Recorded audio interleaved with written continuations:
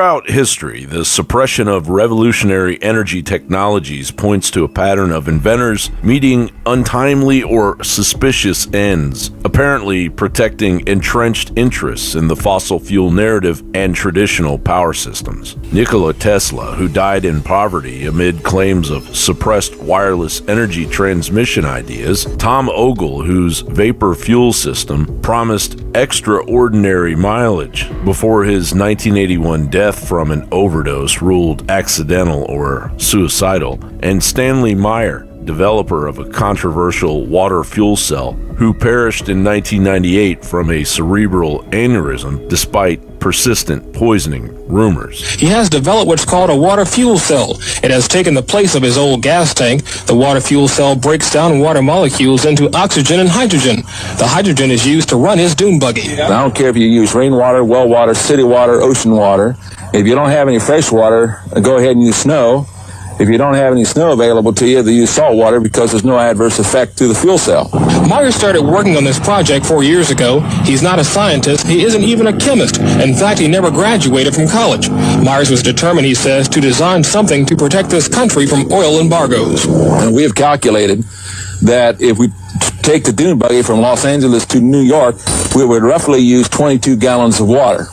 The Pentagon flew a lieutenant colonel in last week to look at Meyer's invention. There's talk of possibly using it in the Star Wars defense program and to run army tanks. Recently, Aaron Salter Jr., a retired police officer working as a security guard at a Tops grocery store in Buffalo, New York, was passionately developing a hydrogen electrolysis system to power vehicles with water as an alternative to gasoline. You got your hydrogen for your electrolysis, you got your batteries, your water. I'm just going to start it. And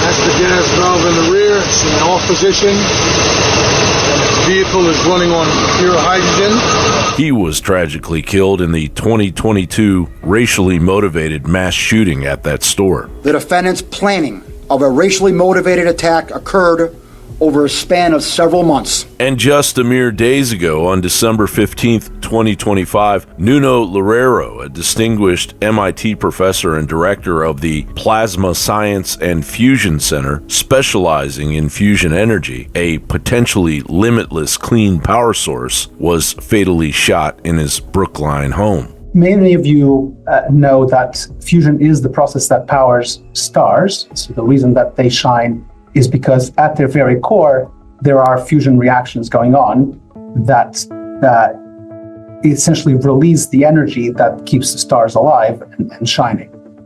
We speak of the plasma state of matter as the word that best describes the state at which the matter is at these very high pressures and temperatures that you find in the core of stars, such as the sun. And so essentially, in a sort of a slogan kind of way, what we're trying to do at the Plasma Science and Fusion Center is to recreate star-like conditions on Earth, aiming to tap that energy, the fusion energy, for electricity or energy production. In case there's questions about why we're trying to do this, there's a long list of reasons that range from no polluting emissions to inexhaustible fuel supply, very energetic reactions, so 10 to the 7 more energetic than a chemical reaction, no risk of meltdowns or long-lived nuclear waste, civilization scale energy, and flexibility to generate fusion energy pretty much anywhere. Apparently, a janitor named Derek, who worked as a janitor at Brown University,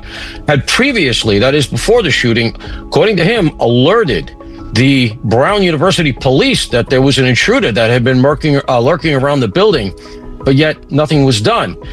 We also learned that there were a number of electronic devices discovered in the storage unit that he had, and a number of other things, perhaps thumb drives that he had, all of which point to the idea that this was some elaborate plot. He did a lot of casing, a lot of pre-planning, a lot of recon. Nothing to see here. Move along. Move along. The established families, dug in for centuries with their iron grip around the throat of humanity, will never relinquish control. John Bound reporting for InfoWars. Yes, indeed. Move along, move along. There's nothing to see here. I thought that was a really good report. and it kind of sums things up recently as far as Nuno, the guy that was just recently murdered. So yeah, free energy is not free for those guys, is it? They gave their lives. Anyway, hello and welcome. And Merry Christmas, I guess. Merry Christmas to everybody. Hope it was a good one. It is 9:07 p.m. on December 28th, 2025, the last Diamond Report of 2025. So thank you guys for being here tonight with me. I thought we'd take a look at the news, which we always do, and we will do that. We'll start with that. And then at 11:11 Central Time, we're going to make a brief departure into talking about perhaps what may be coming as far as the future, what the future could look like, at least the next year. So what's next and what to expect is what I've titled this show. 2026, what's next and what to expect. So we will take a look at that starting at around 11:11 tonight. So stay tuned for that. That's 11:11 Central Time. So in the meantime, let's take a look at the typical news cycle that we usually do have a look at throughout the entire Diamond Report show. So I've got Hal's website pulled up tonight. Just some headlines here really is all. So yeah, bulletin reports say Poland sending F-16s to protect Ukrainian cities, according to what Hal's reporting here. I don't have these individual reports pulled up, but if these are interesting to you, of course, go to Hal's website, halturnerradioshow.com.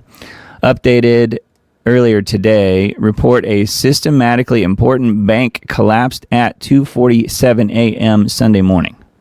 And he was reporting some personal issues with one of his own banks, a rather large bank, shall we say. And I can't confirm that. I'm just basically just reporting what he's reporting on, and have a look at that if that's interesting to you. But yeah, the planned bank collapse, I think, is pretty much right around the corner, although no one knows exactly the timing of that, of course. So anyway, there's a brief report on that. And then hours before the Trump and Zelensky meeting in Florida, Russia explicitly declares no foreign troops. Quote, no foreign troops. I guess that means if any show up, we will disperse of them, is my guess. Netanyahu coming to the U.S., of course, will seek the green light yet again to attack Iran yet again. So here we go again. Netanyahu is coming back, begging for more U.S. help, more U.S. interaction, more U.S. funds, more U.S. blessing of anything and everything Israel could ever want to do. So apparently that's coming again in the next few days. I don't know if that'll be this week or when that is. Netanyahu is coming back. We can't get rid of him. Just like Zelensky, I'm pretty sick of both of those guys. Coming here and begging for money and then getting billions of our tax dollars. So anyway, that's just a few of the headlines on Hal's website. The Netanyahu one's pulled up here. Just read this top part here. It says Israeli Prime Minister Netanyahu, who is heading to the U.S., will present Trump with, quote, evidence of Iran's successful resumption of its ballistic missile program, and will request a green light for a new strike on Iran during the meeting on Monday. So there you go. So timing-wise, it is this week. This was reported by the Israeli Broadcasting Authority. So yes, new evidence. So basically anything they want to just make up. And the Mossad would never do that. Israel would never do that. So anyway, I guess we're supposed to believe whatever they didn't destroy last time. They've either rebuilt it again so fast, or this is something that the U.S. and Israel missed the first time around, and they're 2 weeks away. They're 2 weeks away. I'm just making that up, but that's what they always say. They're 2 weeks away from developing the ballistic missile program, I guess, in this case. So I think that, one of the things I heard, I guess you could call it one of the reasonings, one of the things that Trump ended up caving in on this last time when he bombed Iran, was that apparently Bibi and company threatened to use nukes if the U.S. didn't get involved. So do you think that will happen again? Think that will be the next step again? Being how that worked the first time, if that's what happened? There were wide reports that people were saying that, Netanyahu in Israel basically threatened to use nukes against Iran, so therefore it pushed Trump into hitting those targets in Iran a few months back. So that could be happening all over again, sounds like. So yes, deja vu all over again, sounds like. Anyway, all right, we'll take a look at that and we'll report back next week as to what happens. So speaking of Israel, this article on needtoknow.news, Israeli paper and Rep. Marjorie Taylor Greene suggests Israel is the motive for Trump's provocations against Venezuela, too. How about that? Could little old Israel be involved in all of these things? Could they not be? Venezuelan President Maduro has offered to allocate his country's oil wealth and other natural resources to the U.S. to appease Trump and avoid war, but his proposal was rejected. Rep. Marjorie Taylor Greene said, quote, most Americans I talk to are not buying that this is really about drugs and sanctioned oil tankers, end quote. Israel Hayom, which is a publication I mentioned just last week, I think, is an Israeli Hebrew language paper published by Miriam Adelson, who gave Trump $100 million to fund his 2024 campaign. An article in the paper claimed that Venezuela is one of the most hostile countries to Israel and Zionism in Latin America. How about that? Venezuela was said to be manufacturing Iranian-armed drones and laundering money for the Hezbollah.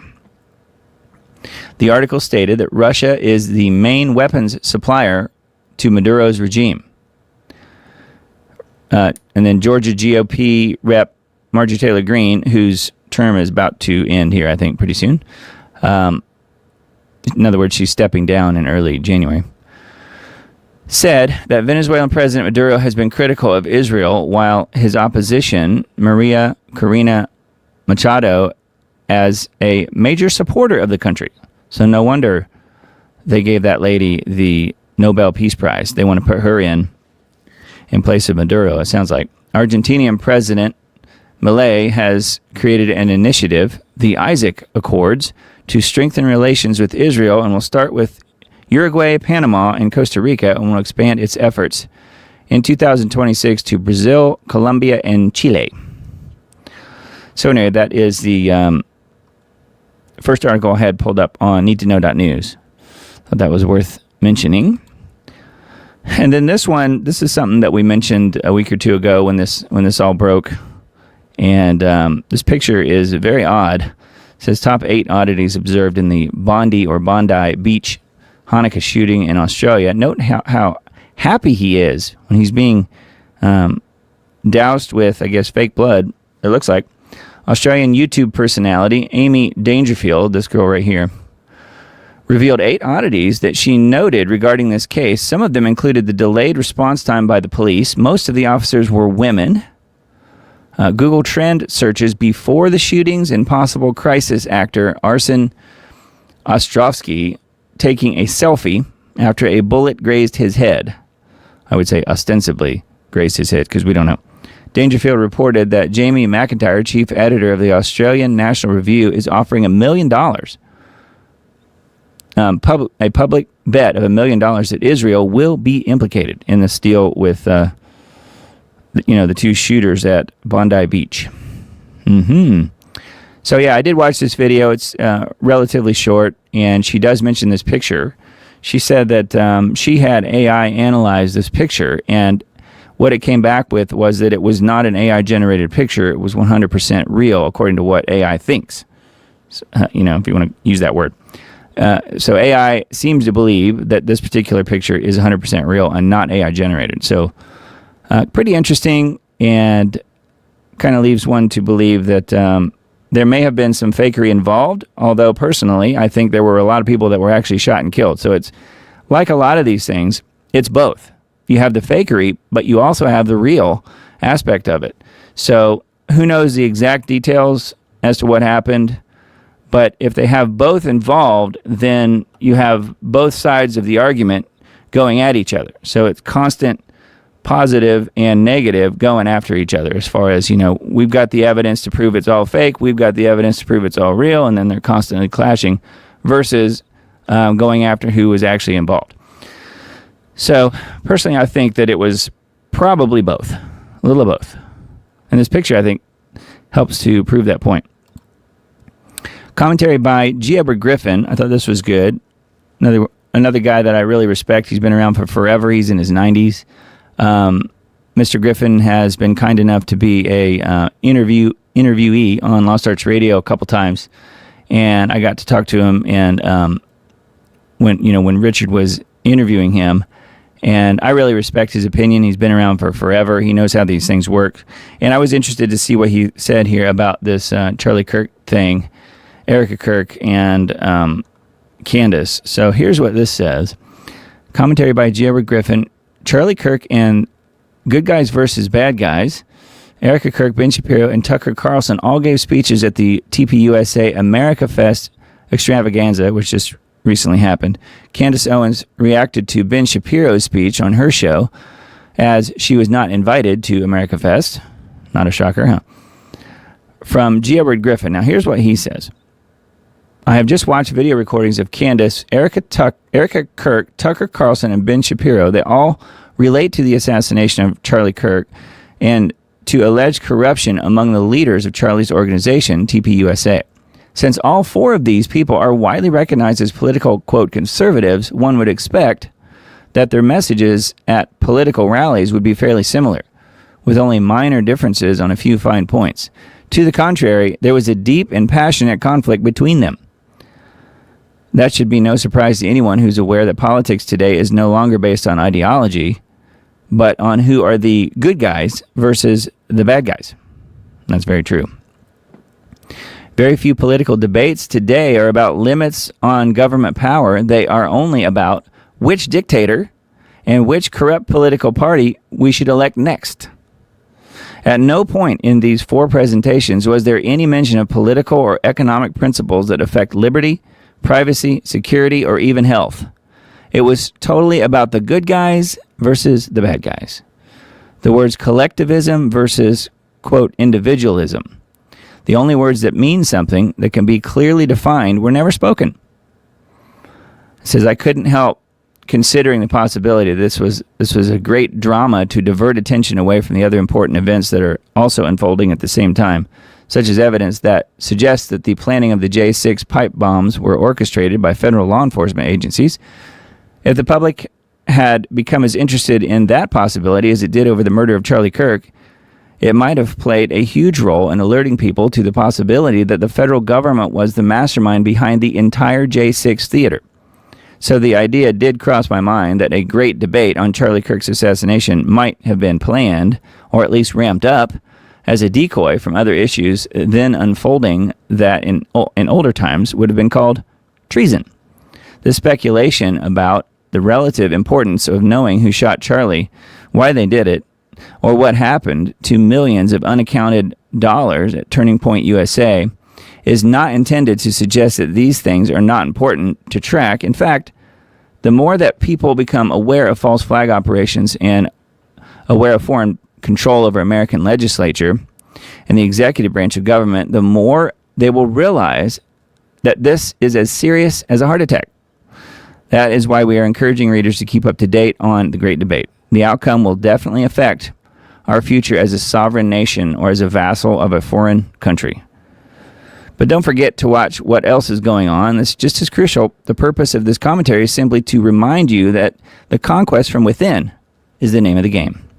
One final word, we did not cherry pick our selection of videos. Each of these were authorized by the speakers for posting on the internet as authentic representations of their positions on the topics that they cover. We have not edited them in any way, so you can be assured that you're receiving the messages just as they were intended from the speakers themselves. And then they've got embedded here different speeches from different people. We've got Erica, we've got Ben Shapiro, and we've got Tucker, and then we've got Candace here as well. So,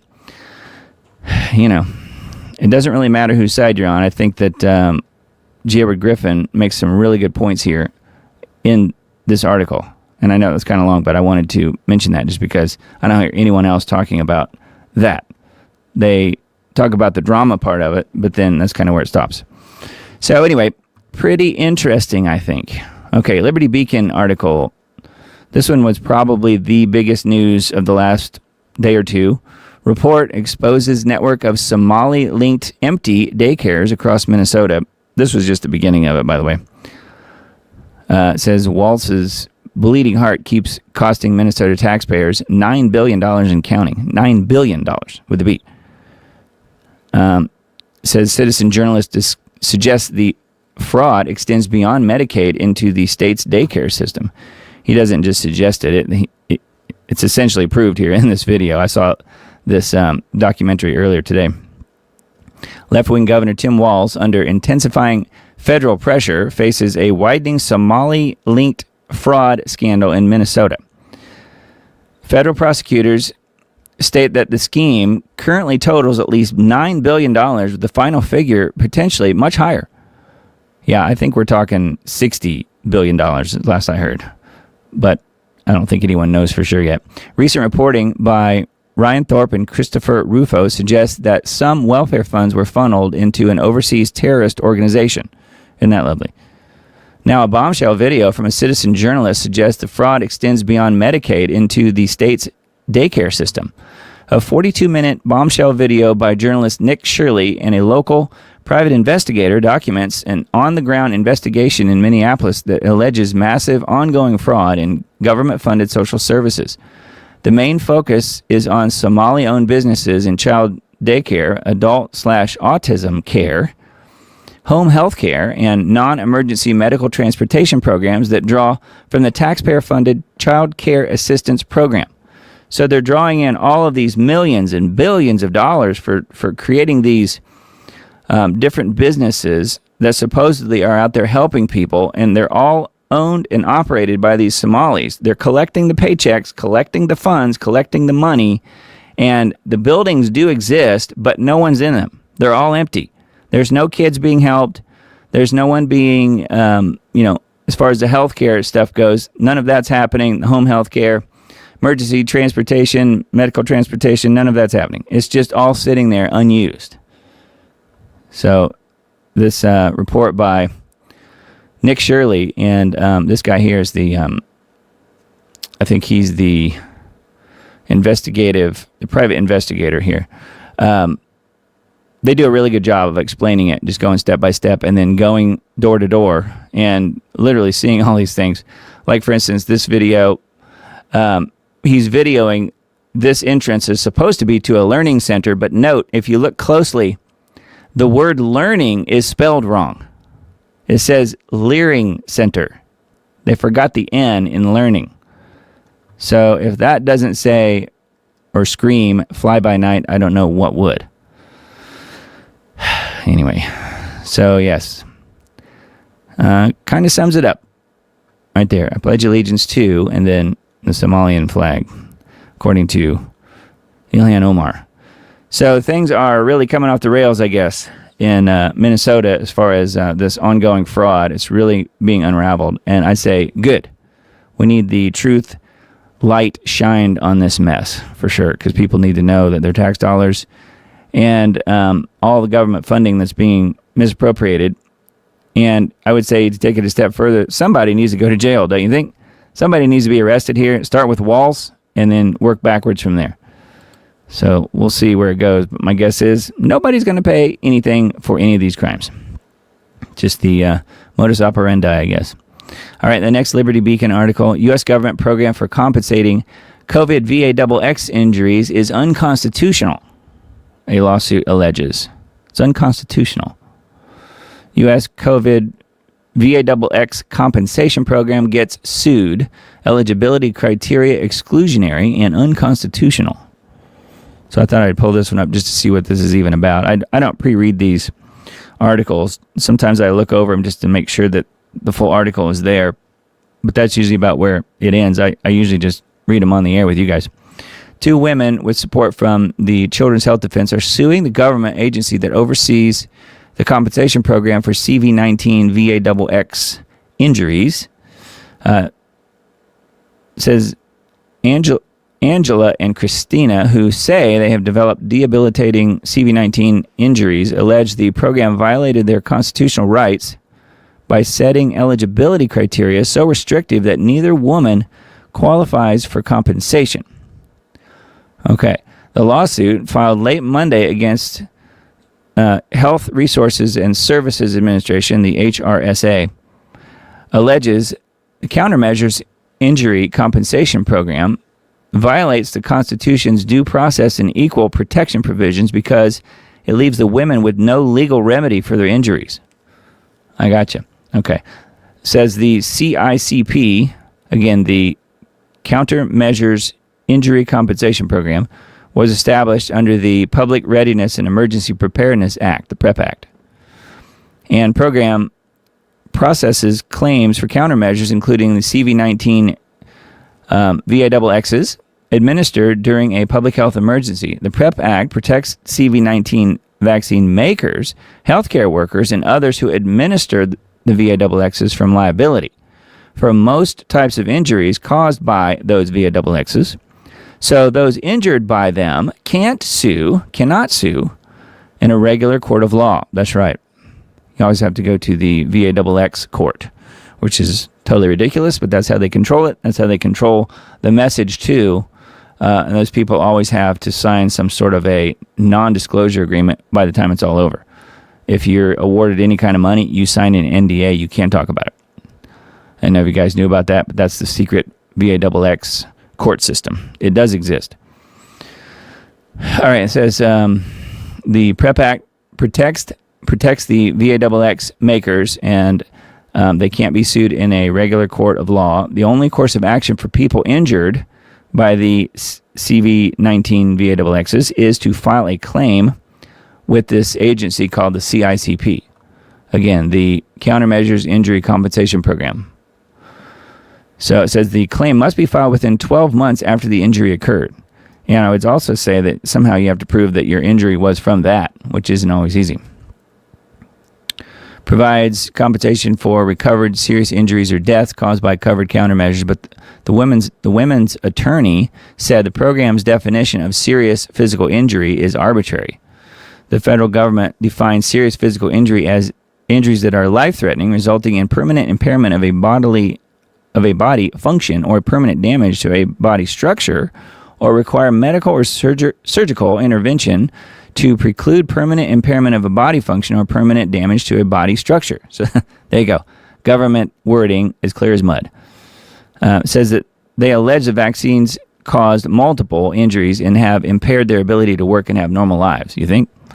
But their injuries fall below the CICP's threshold. So that's why they're saying that it's unconstitutional. I got you. So anyways, I don't know. We'll have to see what happens here. But hopefully these ladies will get some help.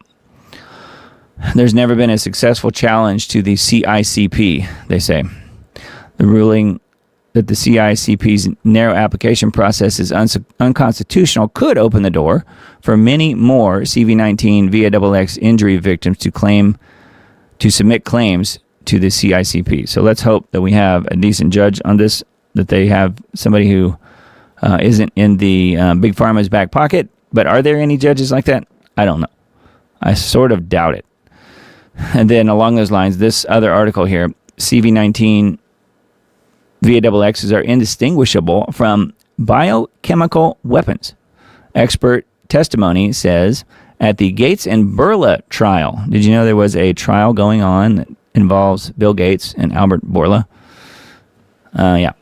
So this is one of those articles for our personal files. Yes, it's a long one by Sasha Latipova, but readers could profitably skip down to Section 4 Executive Summary for a useful and quick overview of what this expert witness and former pharma insider has to say on the bioweapon nature of the CV-19 VAXXs. So yes, this lady right here, Sasha Latipova, is someone that I've been following for a while, her work on Substack.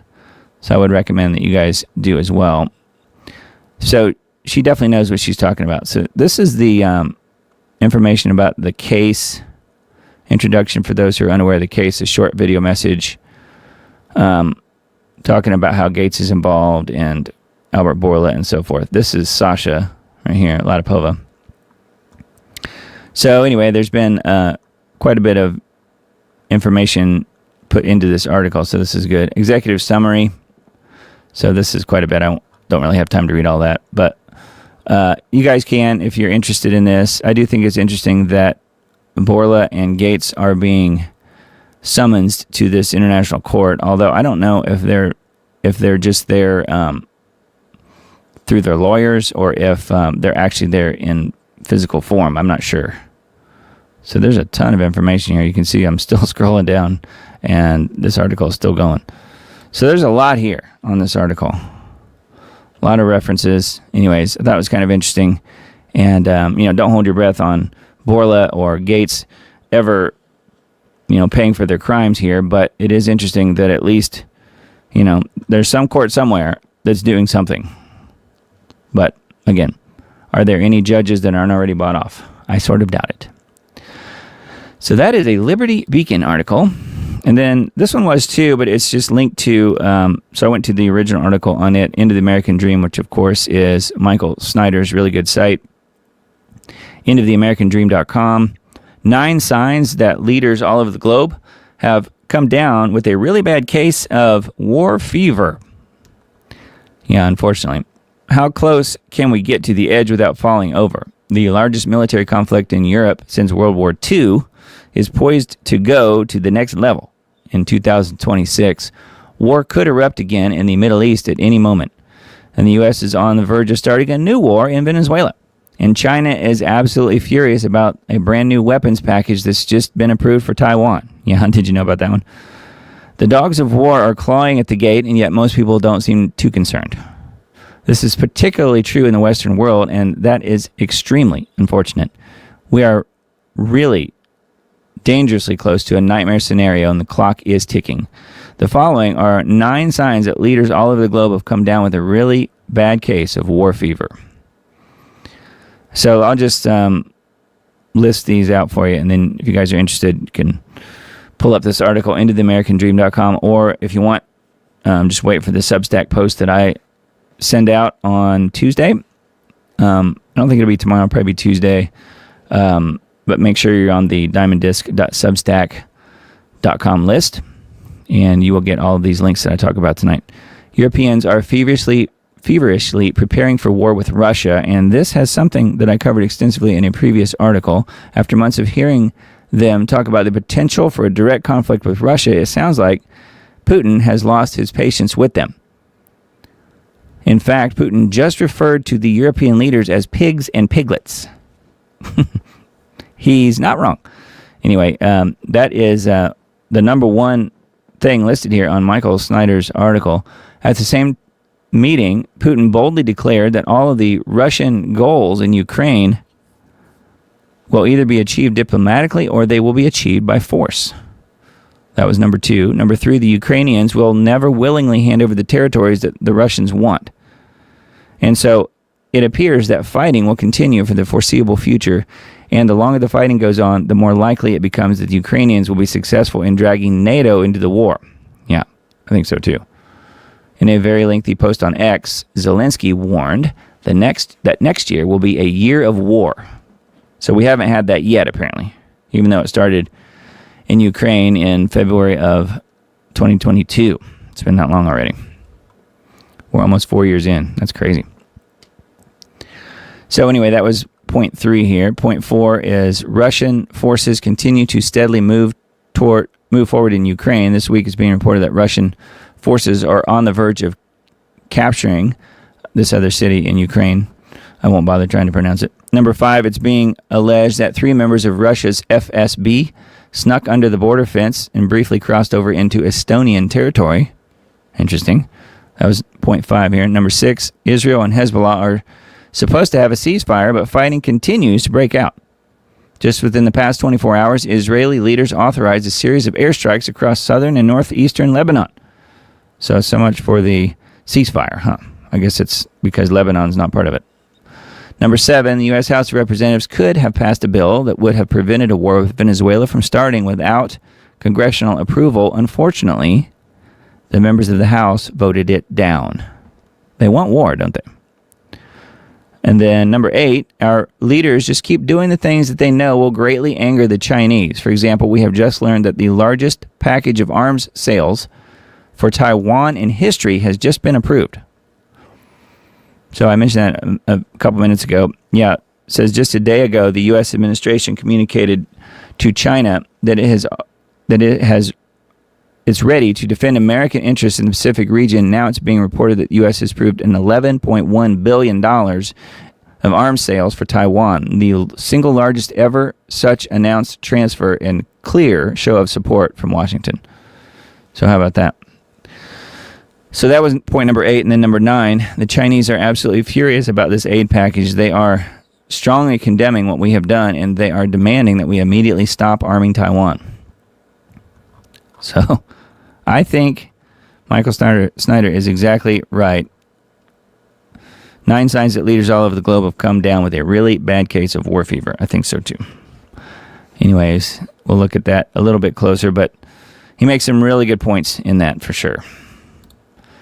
So something to keep an eye on, is it not? Yeah, and then technocracy.news, we've got just the top headlines here. Fooled you, Doge lives and it's still remaking the government. Which I'm not completely opposed to the idea of Doge. I feel like that was a good way to expose a lot of the fraud that was happening. But that doesn't also mean that I feel like, when Doge exposes these things, then AI has to move in and take over those things. I wouldn't be for that. Fooled you, Doge lives and still remaking the government. Wired has continuously uncovered important details about Doge in 2025, but they have failed to relate it to the dark enlightenment and technocracy. RAGE, R-A-G-E, a pillar of the dark enlightenment, stands for retire all government employees. RAGE, retire all government employees. It also calls for accelerationism and for a monarch/CEO to run the federal machine like a startup corporation. Zuckerberg expressed this in 2008 when he said, "Move fast and break things. Unless you are breaking stuff, you are not moving fast enough." Doge is not over. It's only just begun, according to this article. I don't know. If it's still going on, it seems like it's somewhat being hidden. So I'm not really sure what information they have on this article, but you guys are welcome to have a look. It's on technocracy.news. And then this one too, beware when you get your news from AI, it alters your views. One word can make a difference in an article, but if that word is targeted at you, it can change your views or opinion. General stories written by AI are enough to be concerned with, but the AI and search engines and bots hit you on the fly with bias that is so subtle that you will not recognize it. If an engineer, a lawyer, and a doctor ask the same question simultaneously on different computers, they will receive different answers. Each can be nudged toward the same conclusion. I've noticed that.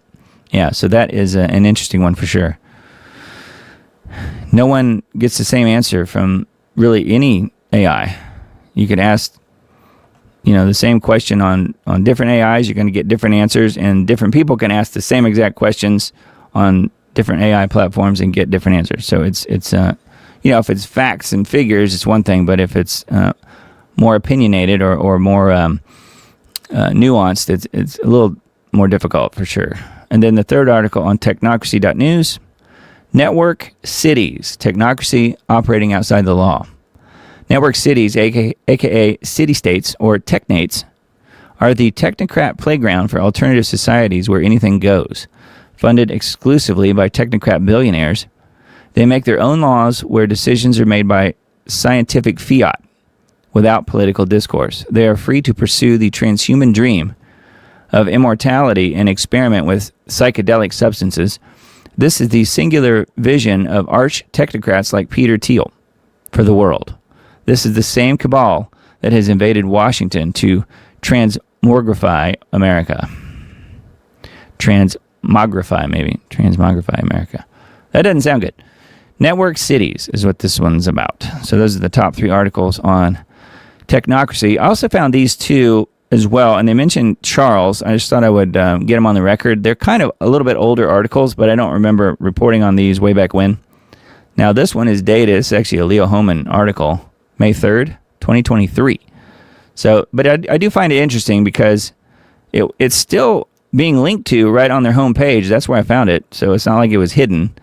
So it must still be a viable piece of information here, 2.5 years later. King Charles plots to accelerate UN 2030 agenda goals and complete digitization of humanity.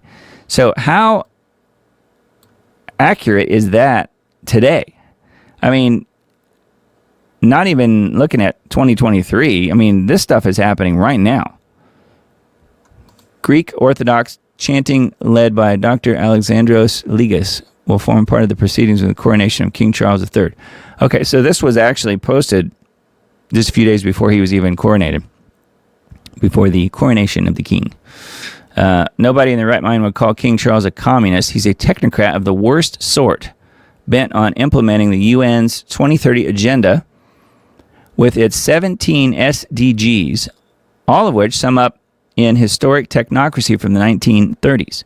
Charles also intends to require his subjects to swear an oath of allegiance to him as king.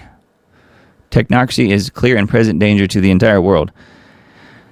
Yes, Charles intends to require his subjects to swear an oath of allegiance to him as a king, and that's something that the Antichrist might also want to do, isn't it?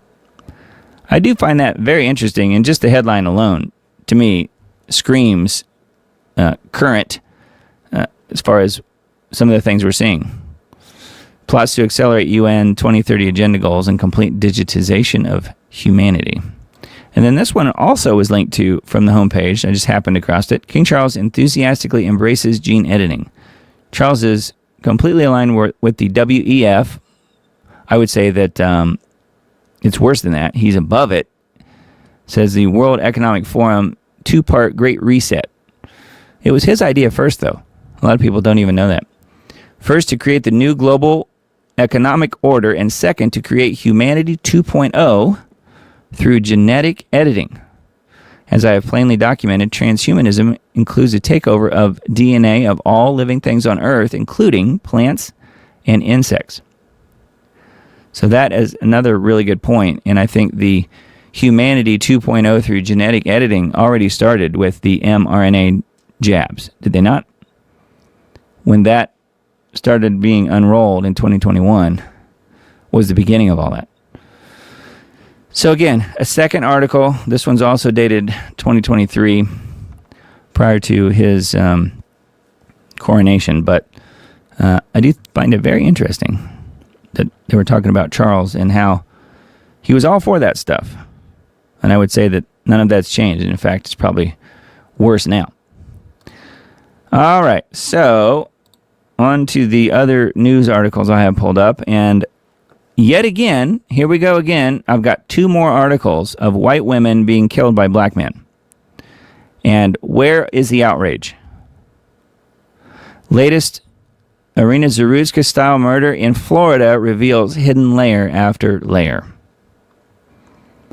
So here we go again. Any American woman, please hear me on this. Any American woman should be able to walk into a U.S. bookstore and browse a few shelves and go home alive.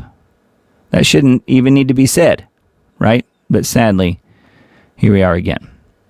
This week, 65-year-old Florida wife and mother named Rita Loncherich was brutally stabbed to death while minding her own business inside a Barnes & Noble bookstore in Palm Beach Gardens.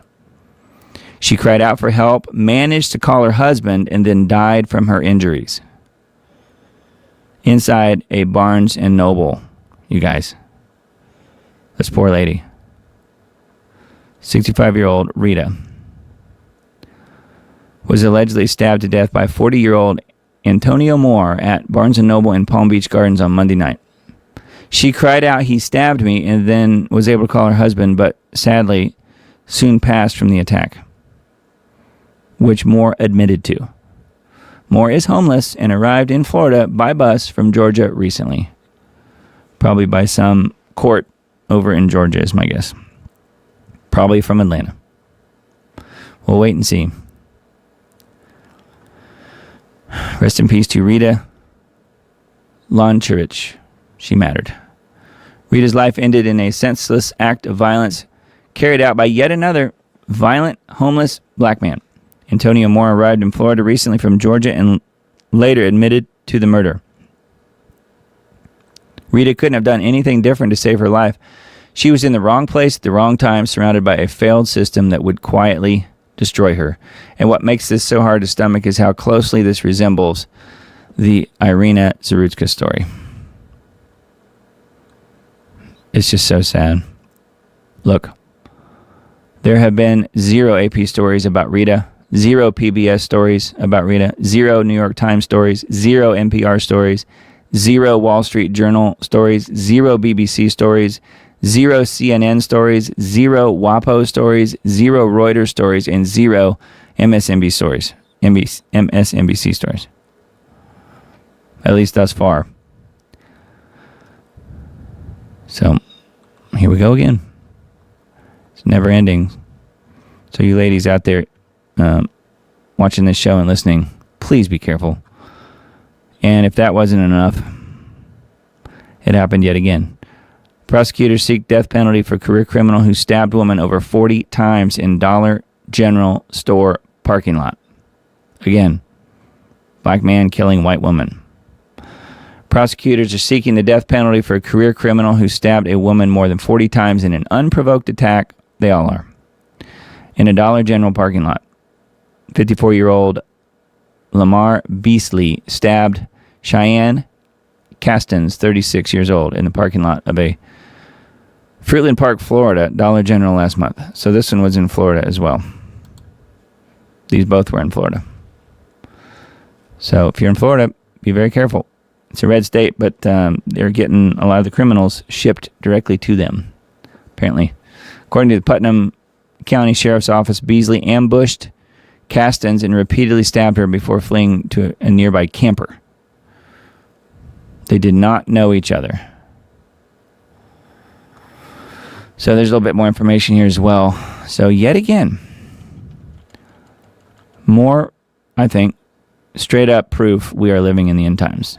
Seeing this kind of stuff unfold just seems week to week at this point. That is a Gateway Pundit article. That's where that one is. All right, and then this one, Newsmax host says there's actually 44 million illegals and reveals Trump's only option. Now, what have we been saying on this show since the whole Biden border pants drop 4 years ago? Since that all started? Have I not said 40 million, not 10 million? It's not 10 million. I said 30 million to 40 million. Well, that's what Newsmax is now saying. For as long as anyone can remember, Americans have been told the same number over and over and over again. 11 million illegal immigrants have taken up space in the U.S. That's a figure we've heard for what seems like decades now. It's like it's carved in stone or something, but it's just not adding up. It seems like that number didn't budge much through waves of border surges. It feels like we've been told 11 million for a really long time, and quite frankly, a lot of people don't buy it anymore. Good. Here's what this tweet says. 40 million are here illegally. 55 million are here on visas. 100 million in America are foreigners. They all have to go back, even the anchor babies. Some think the Biden administration downplayed the number to make the crisis look manageable while quietly flooding the country. Yeah, it's called Cloward and Pivot. Flood the country and totally break it down with the third world. Cloward and Piven. Look it up if you are not familiar with it. Others suspect even Team Trump keeps the real figure soft because if Americans truly understood the scale of what's happened, they would lose their collective minds. Either way, very few people believe the real number is anywhere close to what we've been told. Just imagine how much more money this country would have if we didn't have the burden of illegal aliens mooching off our system and using up all of our resources. That's exactly right. America spends $7.8 billion monthly on SNAP. If illegals were removed from SNAP, which I still can't believe we're talking about, if illegals were removed from SNAP, the cost would reduce 70%. If all benefits were cut off, they would leave 45% of all Afghanis living in America who receive free food from you. Is this your American dream? Because it sure isn't mine. That was really part of this tweet from this person. Because of all the loss to taxpayers, that illegal number feels bigger, way bigger. Charlie Kirk understood this problem better than most. And this was one of his posts from August 22nd, just a couple weeks before he was assassinated. 55 million legal, 20 million illegal. 1/4 of the country is foreign, but the corporate class says we still need more. Their need will never be satisfied. They must be completely ignored and never taken seriously again. That's a good point, but even he was saying 20 million. But no, I think we all know it's way more. So anyway, this article has a little bit more information about this, but they're saying 44 million illegals is more than likely a little bit more accurate. Truth is, only God knows. But wow, what a mess. That's a Revolver.news article. Now on this one, I wanted to mention it just because we often talk about the moon landing fraud on this show, and I do 100% believe it was a fraud, never happened, in 1969. And I do find this story, if it's true, which apparently it is really sad. I hate this, but this guy has also been a fraud for his entire life. So here's what this says. World exclusive. Abandoned Buzz Aldrin's tragic last days. Apollo moon landing legend, 95 years old. Living in his own filth and dying of a broken heart as sad photo reveals depth of horrific living conditions. So, and he's come out several years back at this point when he was sitting there with a little girl on his lap. Many of you guys have probably seen the video clip where he admits to the little girl asks a really good question. And he admits, well, we didn't actually go to the moon, but if we did, and then he goes into this other diatribe, and then people will say, well, he's just an old man, he doesn't know what he's saying. But I think that was one moment of lucidity, if you ask me, when he came out and admitted that, of course, they didn't go to the moon. There's no way that they did. They didn't have the technology then, and they still don't. All right, so this article is a Radar Online article. Buzz Aldrin has been abandoned and dying in his bed all alone. 95-year-old astronaut's longtime friend Steve Barber has spoken out exclusively to Radar Online after seeing a horrific state of Buzz's living conditions during a recent visit. So I don't know if he's bedridden or if he's just laying down in this picture, but it says photo exclusively provided to Radar, the ailing space hero could be seen staring blankly inside of his dingy Los Angeles apartment as he received oxygen through his nose. Aldrin, wearing a NASA t-shirt, appeared as in a daze while bedridden and leaning over on a small pillow. There was a table beside the elderly star, allowing him to reach over for a beverage or snack because he's said to be unable to move. He's literally just laying in a room by himself, Barber, who's known Aldrin since 2004 and visioned the Apollo 11 monument in 2018. So that's how he knows him, I guess. So this is maybe a few years ago. This is the guy who's they're talking about here in the article, Barber. It's not the way this man should be spending the last seconds of his life. So I'm not sure if he's on his deathbed, literally, or not.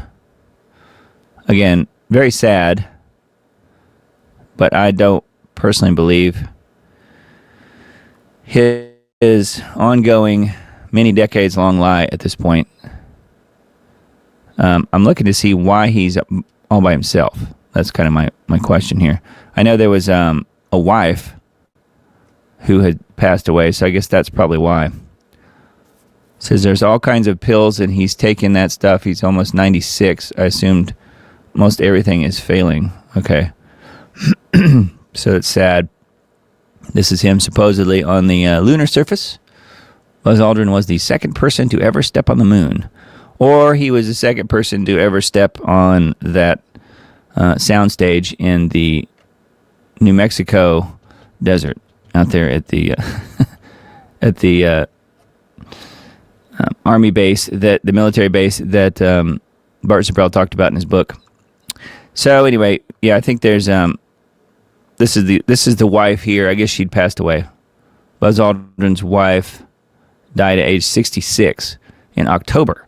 Okay, so she passed away in October. So I guess ever since then, no one's really there to take care of him. So it's really sad. I hate to see that for anybody. But it is interesting how he has no family to take care of him, apparently. And then this one, so from the same site, different article, but it says exclusive, desperate plea to Trump to save Buzz Aldrin. Doesn't deserve to die like this. I don't know what Trump would necessarily do, but I'm sure Trump definitely believes he's a hero. I mean, if he really was a hero, of course he doesn't deserve to die like that. But even though he's not a hero, he still doesn't deserve to die like that. You know what I mean? So he needs some help, just from a pure humanity aspect, and that is very sad. If things don't improve, though, he may not be around too long.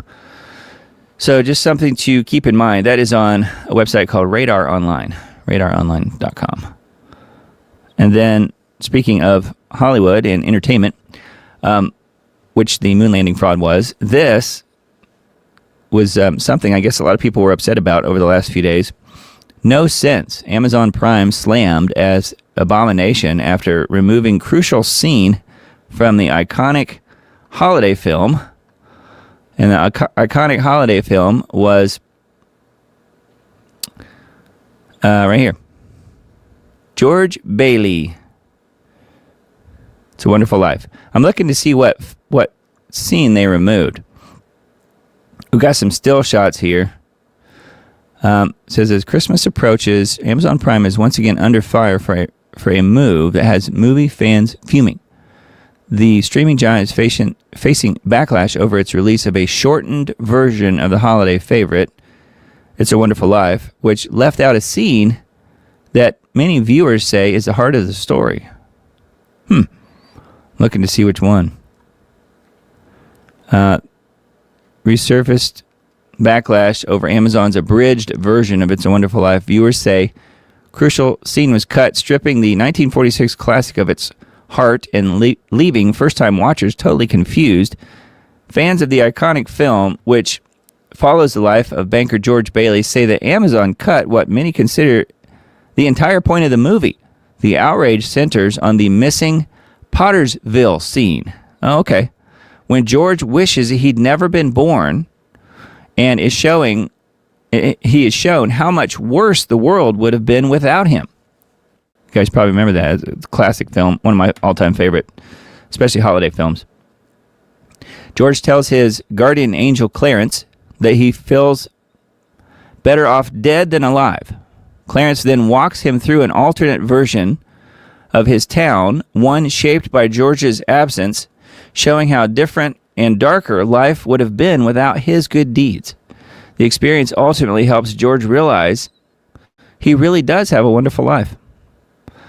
Viewers say Amazon's version skips over much of that emotional buildup. Instead of seeing how George's perspective changes, fans claim the film jumps ahead abruptly after Clarence tells him he must earn his wings, cutting straight to George joyfully running through the streets with little explanation of what the sudden change of heart was. Okay, wow, that would be confusing, especially if you've never seen the film before. Users did not hold back on X. Just watched It's a Wonderful Life abridged edition with my mother who didn't remember the whole film. What an abomination. The whole point of the story was for George to witness life without him in it. Completely axing this part of the plot renders this movie pointless. Yeah, it really does. Totally destroyed it.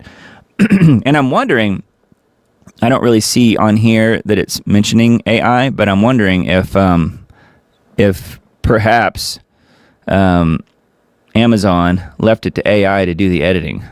I don't know. It's very possible. Anyway, but yes, you don't want to mess with George Bailey and company, which in fact is messing with God too, because you guys remember the story. But yeah, God shows him through the angel there that what life in Pottersville would have been like had George Bailey never existed, and it's quite stunning actually. It's really, really brilliantly done. Wonderful movie. Pretty awesome. We have a It's a Wonderful Life ornament with maybe this scene or something like it emblazoned right on the ornament on our Christmas tree every single year. So it's definitely a Diamond family favorite for sure. I thought this was interesting. Rob Reiner's son, Nick, reportedly received $10,000 monthly allowance before allegedly murdering his parents. He didn't pay a single bill. See, that's the problem. That's one of the reasons these kids or people are such wrecks. They don't have any responsibility in life. Don't you think? Nick Reiner was living an exceptionally cushy lifestyle courtesy of his parents before he was accused of horrifically murdering them. Yeah. Nick was getting $10,000 a month from his mom and dad. He lived rent-free in the guest house, had food provided, and didn't pay a single bill. Everything was taken care of. That's the problem. That's the problem. What they should have done was kick him out and make him exist on his own. And then he probably would have bootstrapped himself and gotten his life straightened out. But nope, they didn't do that. They gave him everything, and he sliced their necks open. So, wow. Very sad. Again, a crazy libtard Rob Reiner was, but man, did he have some excellent movies. I forgot to mention, this is Spinal Tap. That was one of his movies as well, which, coming from a music standpoint, you would have thought that I would have seen that movie many times. I've only seen it once, but it's hilarious. Princess Bride is the one that we talked about last week that Rob Reiner directed, When Harry Met Sally, and he did some others as well. But yeah, this is Spinal Tap. I should have mentioned that last week, but I forgot. But yeah, some really good films, and he will be missed as far as his movie making ability, his political stances on things, maybe not quite so much, but he was called Meathead for a reason, and I guess that term probably stuck with him. The Trump meeting with Zelensky today in an effort to end the Russia and Ukraine war. The meeting was supposed to be today down in Florida at Mar-a-Lago. Says Trump will host his Ukrainian counterpart. Wow, that's an insult, isn't it? He's not his Ukrainian counterpart. He's just the dictator of Ukraine. He's literally been a dictator since May of 2024. I always say that, but no one seems to mention that. Says on Sunday to try to close out a peace agreement that would end nearly 4 years of war sparked by Moscow's invasion of Ukraine. Not exactly what happened. Russia has intensified its attacks on Ukraine's capital and everywhere in the days before the meeting. Trump said he spoke with Putin on Sunday in advance of the meeting with Zelensky. Said that he had a very good and productive telephone call with Putin. So who knows what that means. Zelensky and Trump met at Mar-a-Lago. Zelensky, who arrived in Miami in the morning, said the two planned to discuss security and economic agreements in their early afternoon meeting. Said that he will raise territorial issues as Moscow and Kiev remain fiercely at odds over the fate of the Donbass region in eastern Ukraine. Yeah, that would be because they have no control over it, and Russia owns all of those territories now. And not only that, the people that live in that region have voted to go back to Russia anyway. So, but yeah, they don't want to concede even an inch of territory to Russia, of course. So, we'll see. The point is, they've already been beaten. And I mentioned it a week or two ago. I'll mention it again. Everything points to the fact that Ukraine will be completely broke and out of money to continue funding this war as of second quarter of 2026. So even with all of the billions of dollars in aid from the U.S., they're still going to be flat broke and unable to pay for this war, supposedly, by the second quarter of 2026. So we'll see. Maybe there's a possibility that it can't go on any further if the money runs out. But I think that NATO and Europe, I think the EU really, really wants war badly with Russia. And they probably will stop at nothing to make sure that happens. It's just my guess. That is a Headline USA article where that one is. And then we've got a few from Gateway Pundit as well. Again, if you missed it earlier, I wanted to kind of go through the news. And then at 11:11 Central Time, people that have been actively involved in watching this show understand the significance of 11:11. At 11:11 tonight, we're going to take a break and talk about what may be coming for 2026. So potential, prophetic things, and then what may be just happening, across the world. So we'll look at that here in about an hour, give or take. So let's continue with the news, though. We're getting there as far as trying to wrap it up. President Trump reveals good and very productive call. Mentioned that already. But yeah, Truth Social post, he said, had a good call with Vladimir. So I don't think, though, that Zelensky really wants peace. I think he's sort of on the side of what the EU wants. And his other boyfriend, Emmanuel Macron, I think personally that they all just want to stay at war forever with Russia. Says Zelensky arrived in Florida earlier today, which, by the way, Zelensky has been rumored to have a rather large mansion that he bought with U.S. taxpayer money in Florida. So I think he is also a Florida resident. So you may see him at the local Barnes & Noble or Dollar General as well before too long. I don't know. Zelensky arrived in Florida earlier today, expressing optimism about the talks, while noting that 90% of a proposed 20-point peace framework had been agreed upon, though key sticking points remain. Yeah, I think that's the territorial stuff mostly. Yeah, parts of the Donbass. So that is a Gateway Pundit article. This one I thought was really interesting. Heroic Texas father rescues kidnapped daughter on Christmas Day by tracking her phone. Suspect in custody without bond. Texas father was a hero on Christmas Day after using his daughter's phone tracking feature to locate and rescue her from a kidnapper. How about that? Because he knew the police would do nothing. Taking matters into his own hands. The event unfolded in Porter, Texas, a small community just outside Houston, where a 15-year-old girl was abducted at knife point while walking her dog. According to Montgomery County Sheriff's Office, the ordeal began around midday on Christmas when the teenager took her dog for a routine walk, but failed to return home at her expected time. Her concerned parents immediately sprang into action, utilizing the location tracking capabilities built into her cell phone via parental controls. You guys have that switched on your kids' phones? We do. There's an app called Life 360 that lets you track exactly that. So if you're not familiar with Life 360, maybe install that on your kids' phones. Helps you always know where they're at, or at least where the phone is.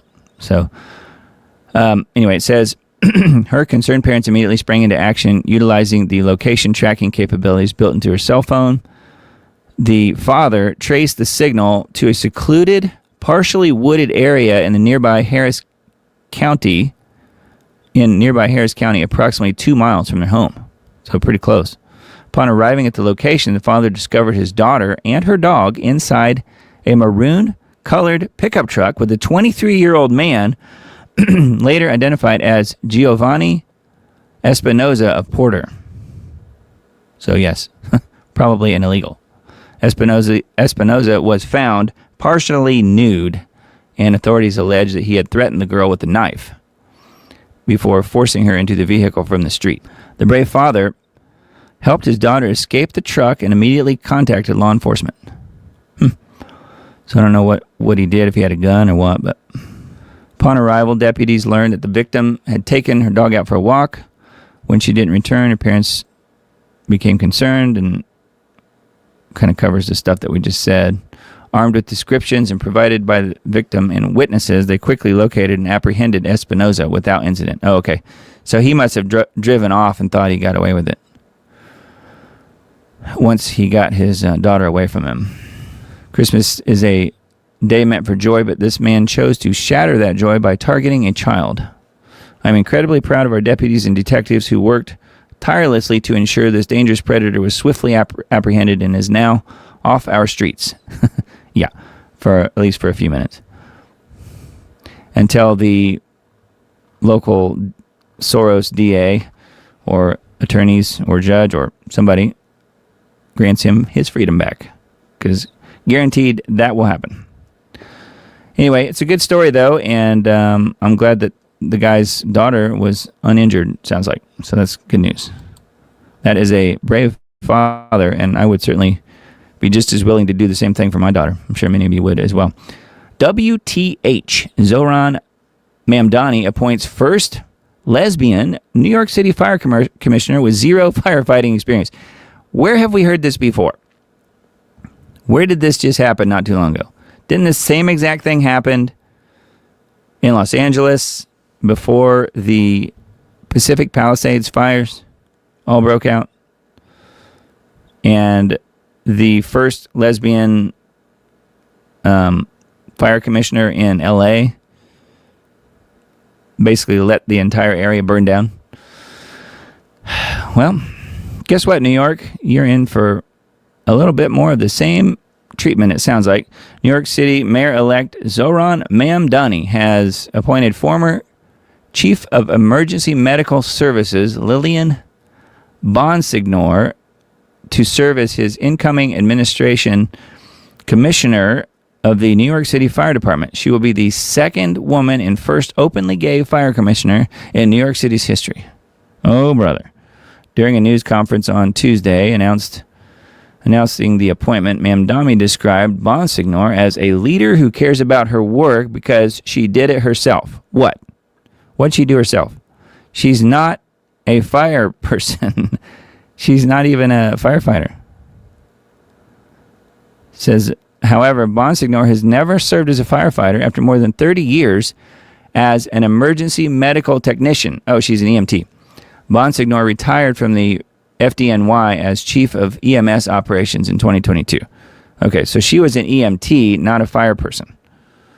But she says, I know the job. I know what the firefighters need, and I can translate that into this administration. Who's willing to listen, she said. I don't know. I have my doubts, don't you? So it sounds to me like we should all be watching for New York City to also get the same treatment that the Pacific Palisades did. Maybe not. I would love to be wrong. But are there any smart cities being planned in the New York City area? Because this person may be being brought in to ensure that it happens. Because that's exactly what happened in Los Angeles. All right, and then, yes, another King Charles article, yet again. Gateway Pundit. Charles goes full woke. Parrots, diversity is our strength in Christmas speech. While UK suffers from migrant mayhem, I would say at the hands of King Charles and his plans. This is all with him at the top. This stuff's all happening on his watch. People seem to forget that, though. Charles used his annual Christmas broadcast to push the tired liberal trope that diversity is somehow Britain's strength, even as the UK grapples with skyrocketing crime, cultural clashes, and anti-mass migration riots. Yeah, exactly. During the speech from Buckingham Palace, Charles stated, in this, with the great diversity of our communities, we can find strength to ensure that right triumphs over wrong. Yes, how dare we not give the Muslims everything they want. So anyway, the king tied it to values like compassion and reconciliation, praising how people of different faiths share a longing for peace. A nice sentiment, perhaps, but one that ignores reality. Yeah, they don't want peace. Not the people who are following Islam to the degree that they're supposed to. By definition, they can't want peace. Because again, I've summed it up before. Islam, you can sum up with 3 words. Convert or die. Convert or die. If you're doing it right. if you're not doing Islam right, then perhaps you could talk about peace at that point. Because they're not doing Islam right. You see what I'm saying? Charles invoked the Christmas story of journeys and hope, noting the Holy Family's homelessness, I should say, noting the Holy Family's homelessness and the wise men's pilgrimage. He even quoted poet T.S. Eliot on finding a still point amid the chaos. However, critics are slamming the address as out of touch, especially after a year of violent unrest in cities like Leeds and Manchester, where tensions over unchecked immigration boiled over into violent clashes with police. People were quick to slam the comment on social media, with several posting the alarming diversity arrest rates in Britain. Pretty funny.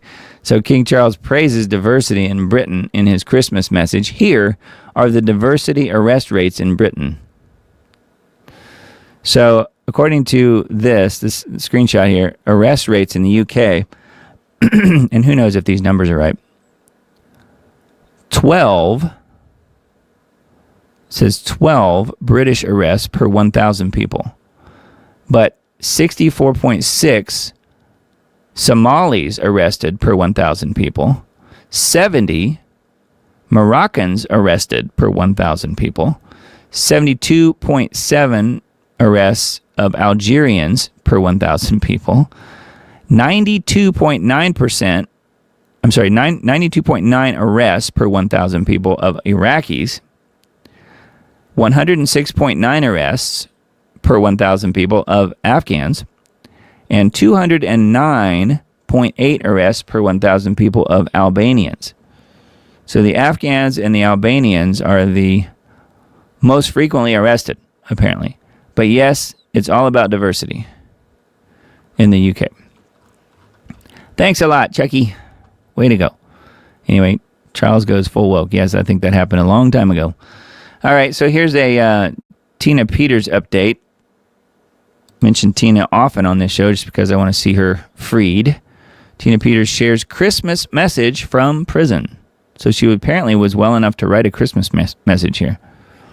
Here's what she said. This was from Tina Peters on Christmas Day. As I sit here alone in my cell on Christmas Eve, I'm reminded of all the wonderful past holidays with friends and family. Like most, I was totally unaware of so many like me who live in the reality of prison away from their loved ones in a harsh environment like this.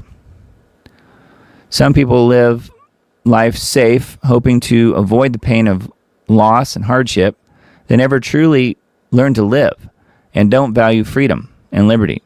This prison and those in it are becoming hopeful.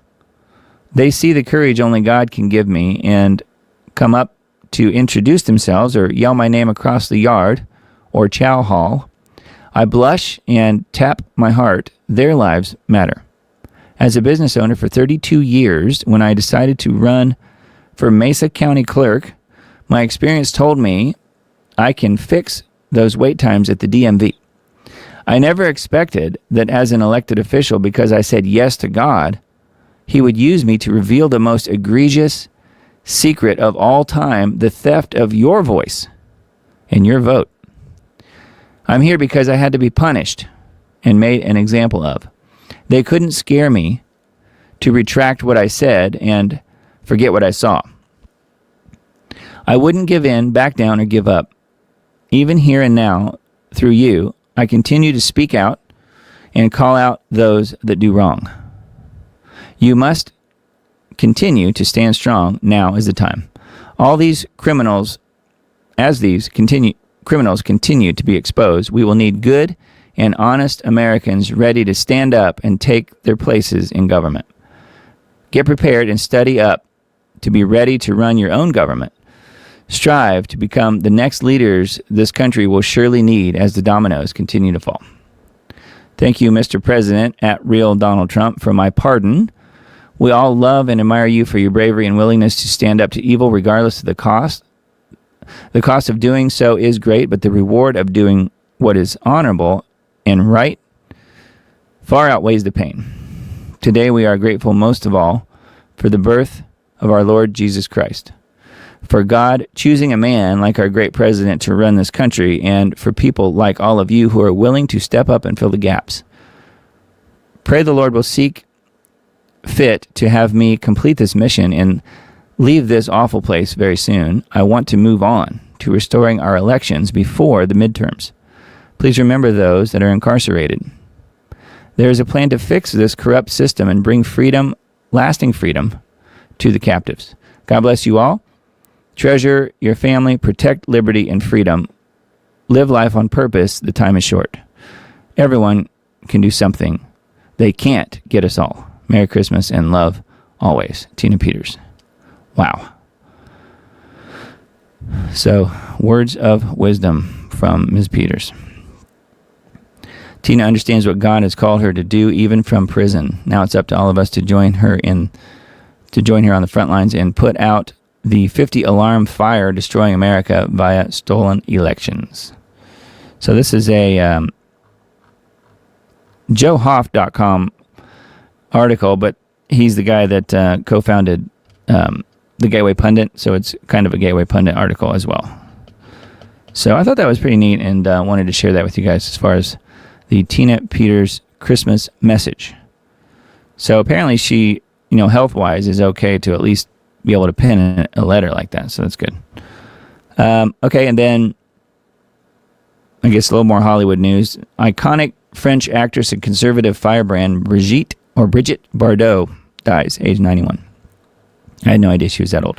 Iconic French film star Brigitte Bardot has died at age 91. Passed away on Sunday at her home in southern France. So anyways, her films, her voice. Yeah, I guess she was a singer too. I didn't realize that. Her dazzling beauty, her work, her sorrows, her generous passion for animals, her face that became Marianne, Brigitte Bardot embodied a life of freedom. There she is there in her heyday. I don't know when that was. 60s, I guess. So, yeah. So, another one who has made the jump to hyperspace.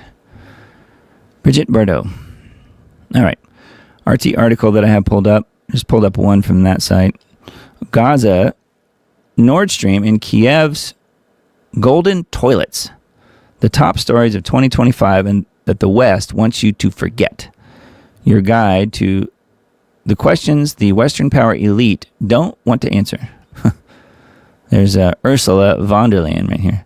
She needs a little Hitler mustache right there. That would be perfect. 2025 has yielded some extraordinary own goals that have exposed the posturing of Western politicians and left the EU isolated, irrelevant, and alone, pursuing policies contrary to self-interest. Unwelcome stories often cling to reality, like an alien to John Hurt's face.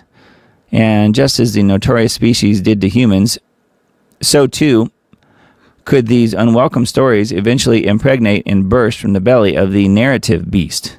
How about that word picture? That's pretty wild. The whole alien thing. Not that far off when you're talking about globalists. Nord Stream and the Polish-German standoff over Ukrainians, nobody wants to interrogate. So another thing here that we're talking about, NATO, Israeli arms, corruption scandal, corruption in Ukraine. Where is the West on genocide in Gaza? Well, they just don't call it that, that's all. So if they don't call it that, it's not happening. Plain wrong, talking about von der Leyen and her plane trouble that she had a while back. Pain in the assets and droning on, which is more about von der Leyen. So anyway, kind of interesting. I won't go into that too deeply, but RT article and then Sputnik article that I pulled up. Putin and Trump speak by phone, agree to talk again after Trump's meeting with Zelensky. Again, I don't think Zelensky even wants peace, but they're trying to pretend like he does. Some key takeaways, I guess, based on the call that they had. Some stuff that we've already mentioned tonight, so we won't go into that again, but that's a Sputnik article. And then Information and Liberation, this one, that I pulled up was it's just titled Tikva Fund, after securing $10.4 million grant from Trump administration, pushes for censorship to advance Zionism. The Jewish American neoconservative Tikva Fund, which the Trump administration awarded over $10 million in September to counter the pathology of anti-Semitism, quote unquote, and teach the Talmud, has already gotten to work publishing censorship to advance Zionism. So way to go, Trump. You have given $10 million to an organization that will punish people for being anything that they describe as anti-Semitic, and will also simultaneously push the Talmud. Way to go, Trump. Good one. New York Times last month told a remarkable story about how the record $10.4 million grant in the Tikva Fund secured from the National Endowment for the Humanities was rammed through. Yes. And that it was. Probably in more ways than one, if you know what I mean. Yeah, so anyways, yeah, there's plenty of information here, but just wanted to bring that up because that is not good news. And once again, Trump does it again. All right, Zero Hedge article. This one is, more on this Nick Shirley documentary that came out earlier, and I don't know if it was today or yesterday, when Front Company's bombshell report exposes network of Somali-linked empty daycares across Minnesota. Looking to see if there's anything new on this specific article. This is a Zero Hedge article. 42-minute bombshell video by Nick Shirley and local private investigator, this guy here, documents an on-the-ground investigation in Minneapolis that alleges massive ongoing fraud in government-funded social services, which mentioned that earlier. And yeah, I think this may be the same article, more or less, as we mentioned. And then it's also on here too, Slay News. So this guy's video has gotten some pretty good coverage just across alt media, at least, tens of millions of views. Journalist exposes Minnesota daycare linked to Somali fraudsters' $1 billion scam. Yeah, independent journalist Nick Shirley says he was turned away from multiple Somali-run daycare centers in Minnesota while attempting to investigate allegations that more than $1 billion in taxpayer funds were misappropriated through state social programs, which, of course, that's what's going on. And don't you know that Governor Walz was front and center in this, and most likely will not be held accountable. But he needs to be. So anyway, there is further information on Slay News. Thought this one was interesting. I only pulled this one up because I thought it was somewhat humorous, because this kind of sums up what Zelensky really thinks. Zelensky to dash to Mar-a-Lago for urgent meeting after wishing Putin was dead for Christmas.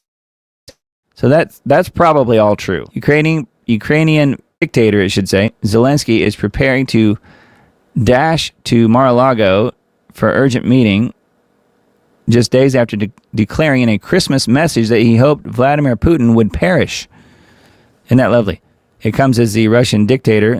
There it does say it. The Russian dictator, they're calling Putin the Russian dictator, suffered a humiliating Christmas Day defeat after Ukrainian forces took back full control of a city the Kremlin had claimed 2 months ago. So I don't know if that's true or not. This is what's being reported on Daily Mail. So who knows?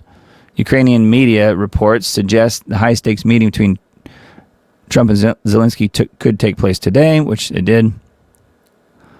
I just thought it was interesting that they bothered to report that Zelensky wishes that Putin was dead.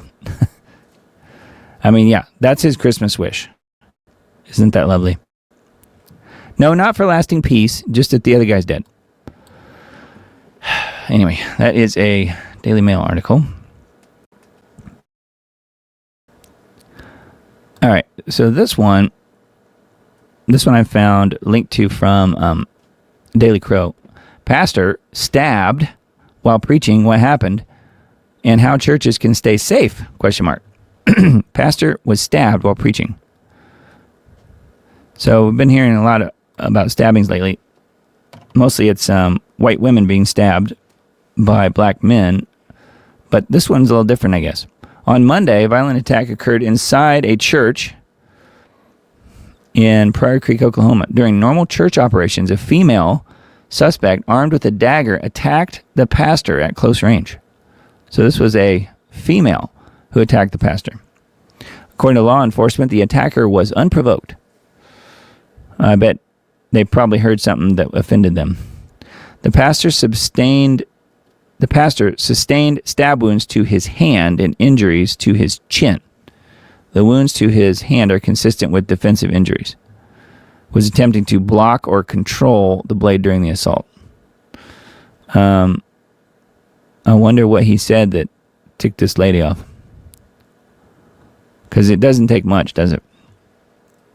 This was not a disturbance that escalated. It was a deadly force assault. No kidding. Suspect was actively stabbing the pastor at arm's length.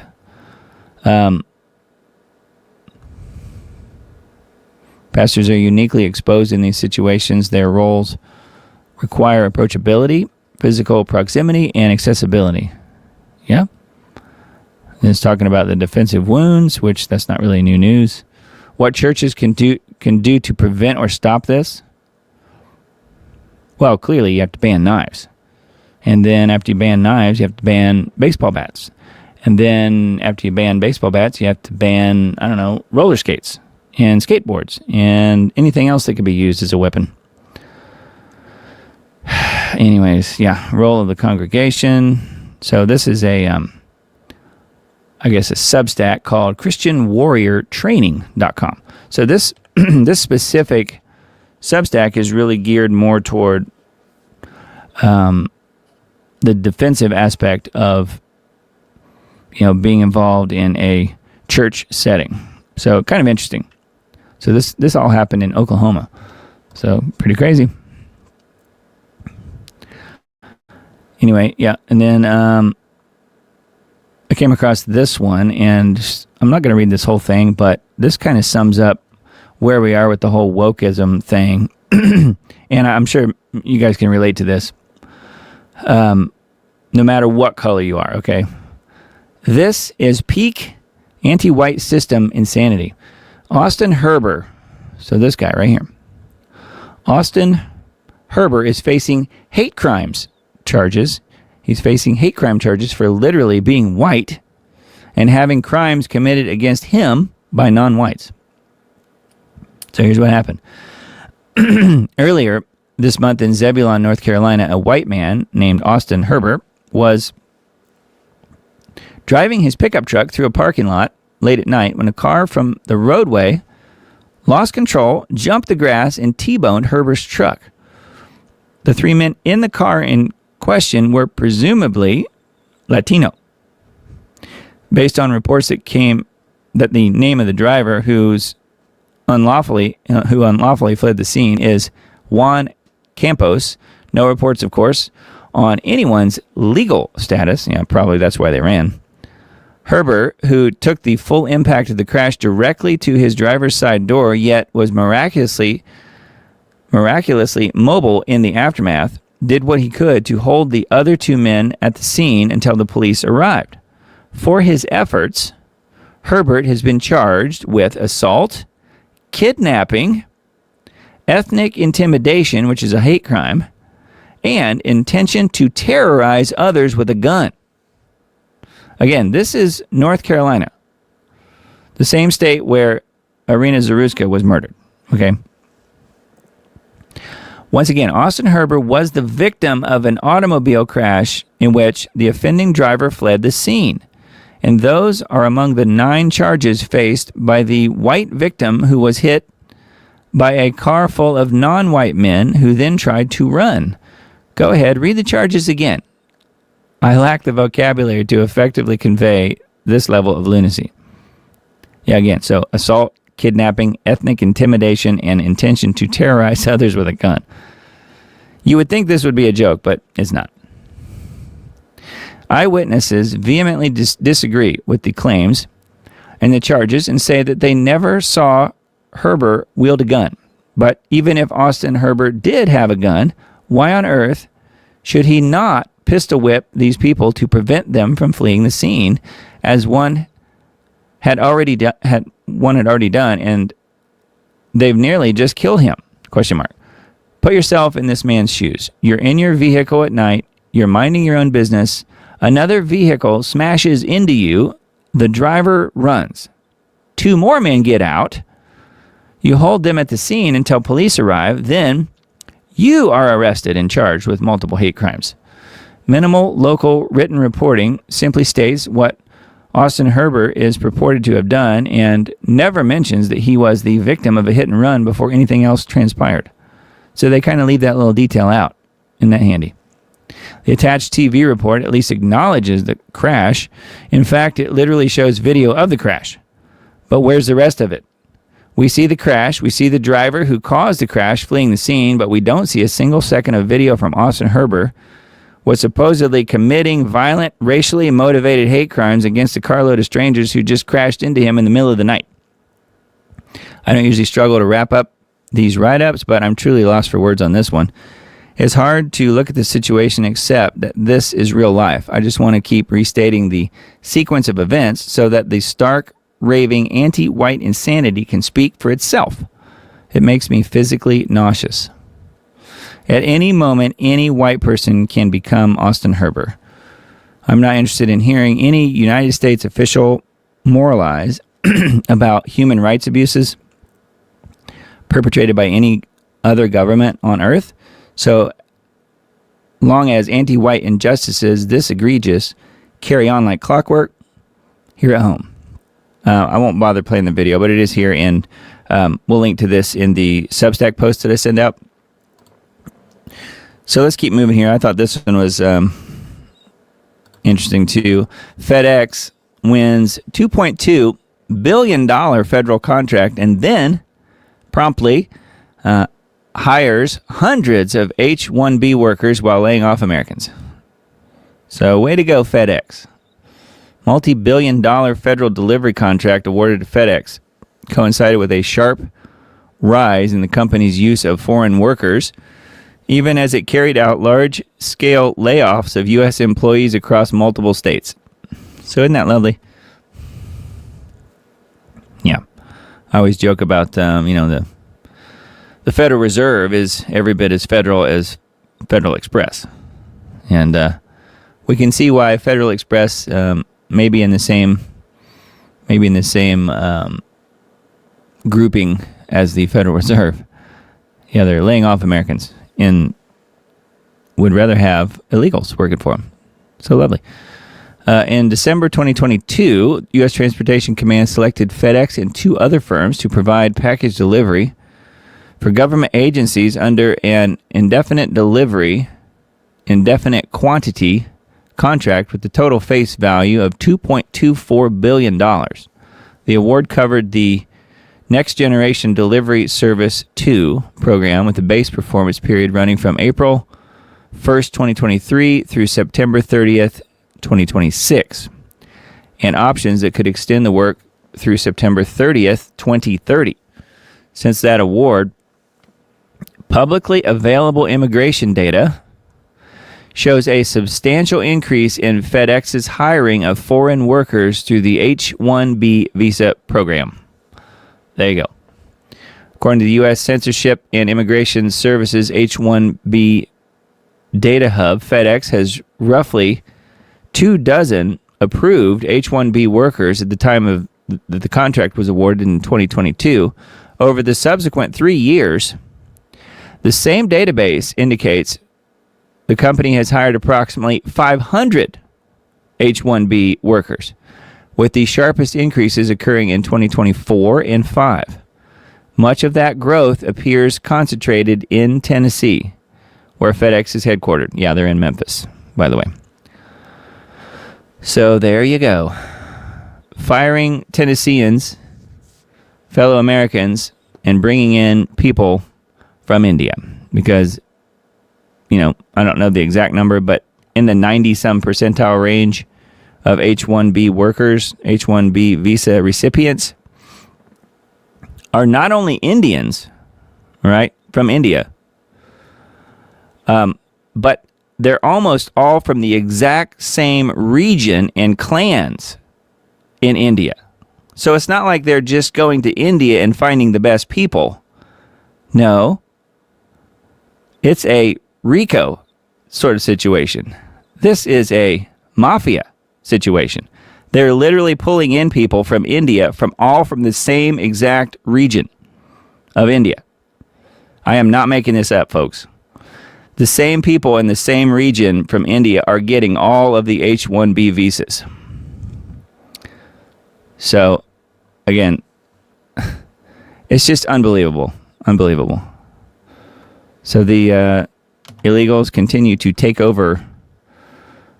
I guess you could call them American jobs. It is an American company. So what else would it be? Yep. So anyway, I just want to point that out. So if you wanted to give your support to someone other than FedEx, I would strongly encourage that.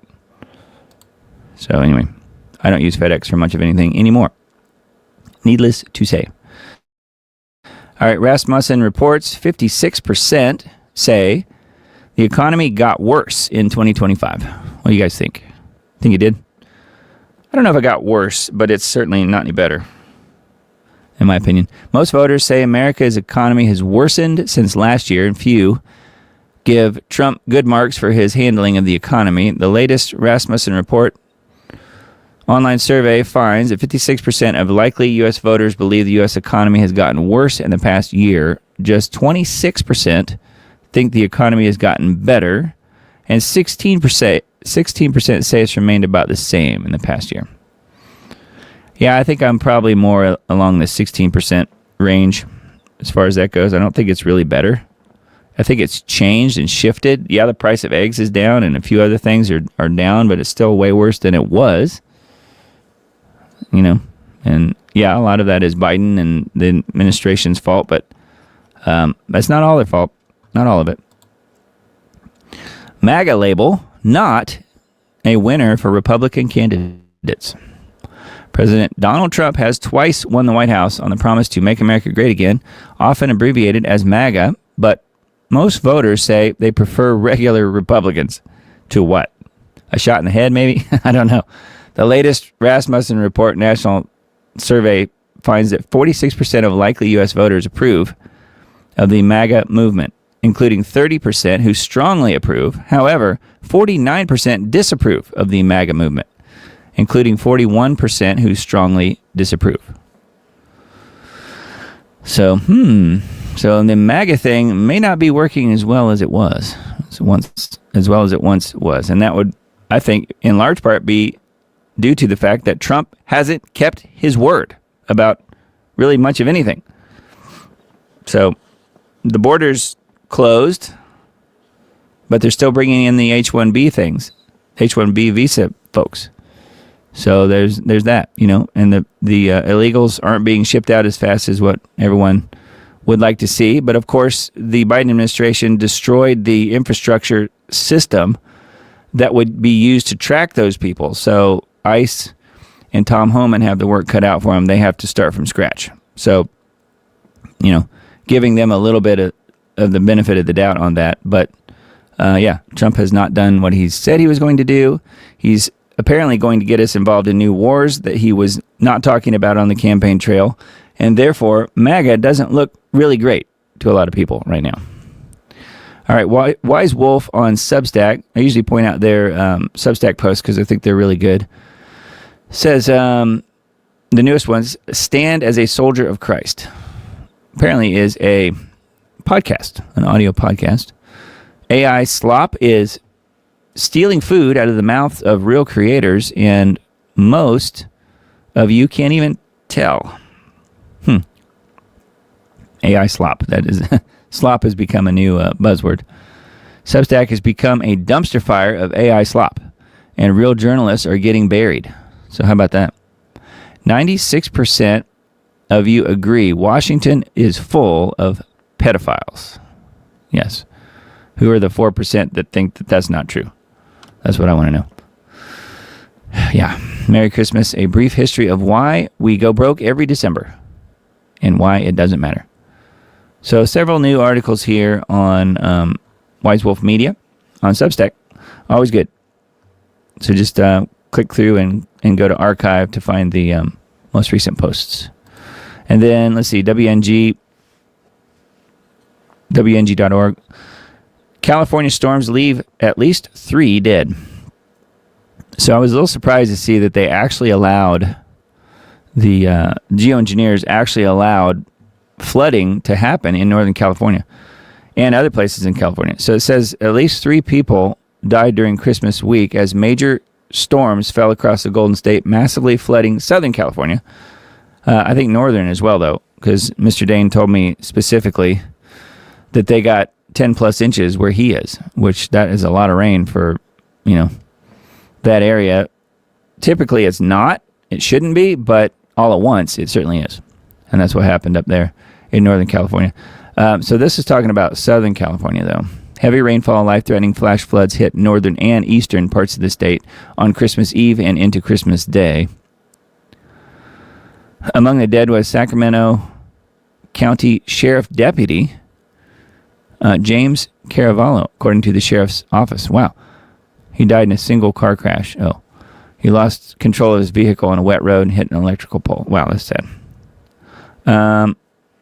Anyway, so that was severe storms in California, which you don't really hear too much about at all.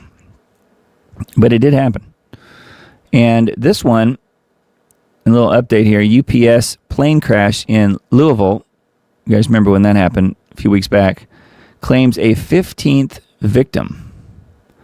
Alan Rodriguez Colina died on Christmas Day, weeks after the cargo plane's fiery crash into buildings at the Kentucky airport. Colina was the 15th victim to perish as a result of the November 4th crash of UPS Flight 2976, which injured nearly 24 others. He died as a result of severe injuries sustained at the time of the crash. So that's sad. So the crash has claimed yet another life. It's just taken a month and a half. Wow. Yes, and remember UPS Flight 2976, and that was, we looked at that when that, right after that happened, 2,976, I think was the, what was it, the number of victims in 9/11, and there was all these weird,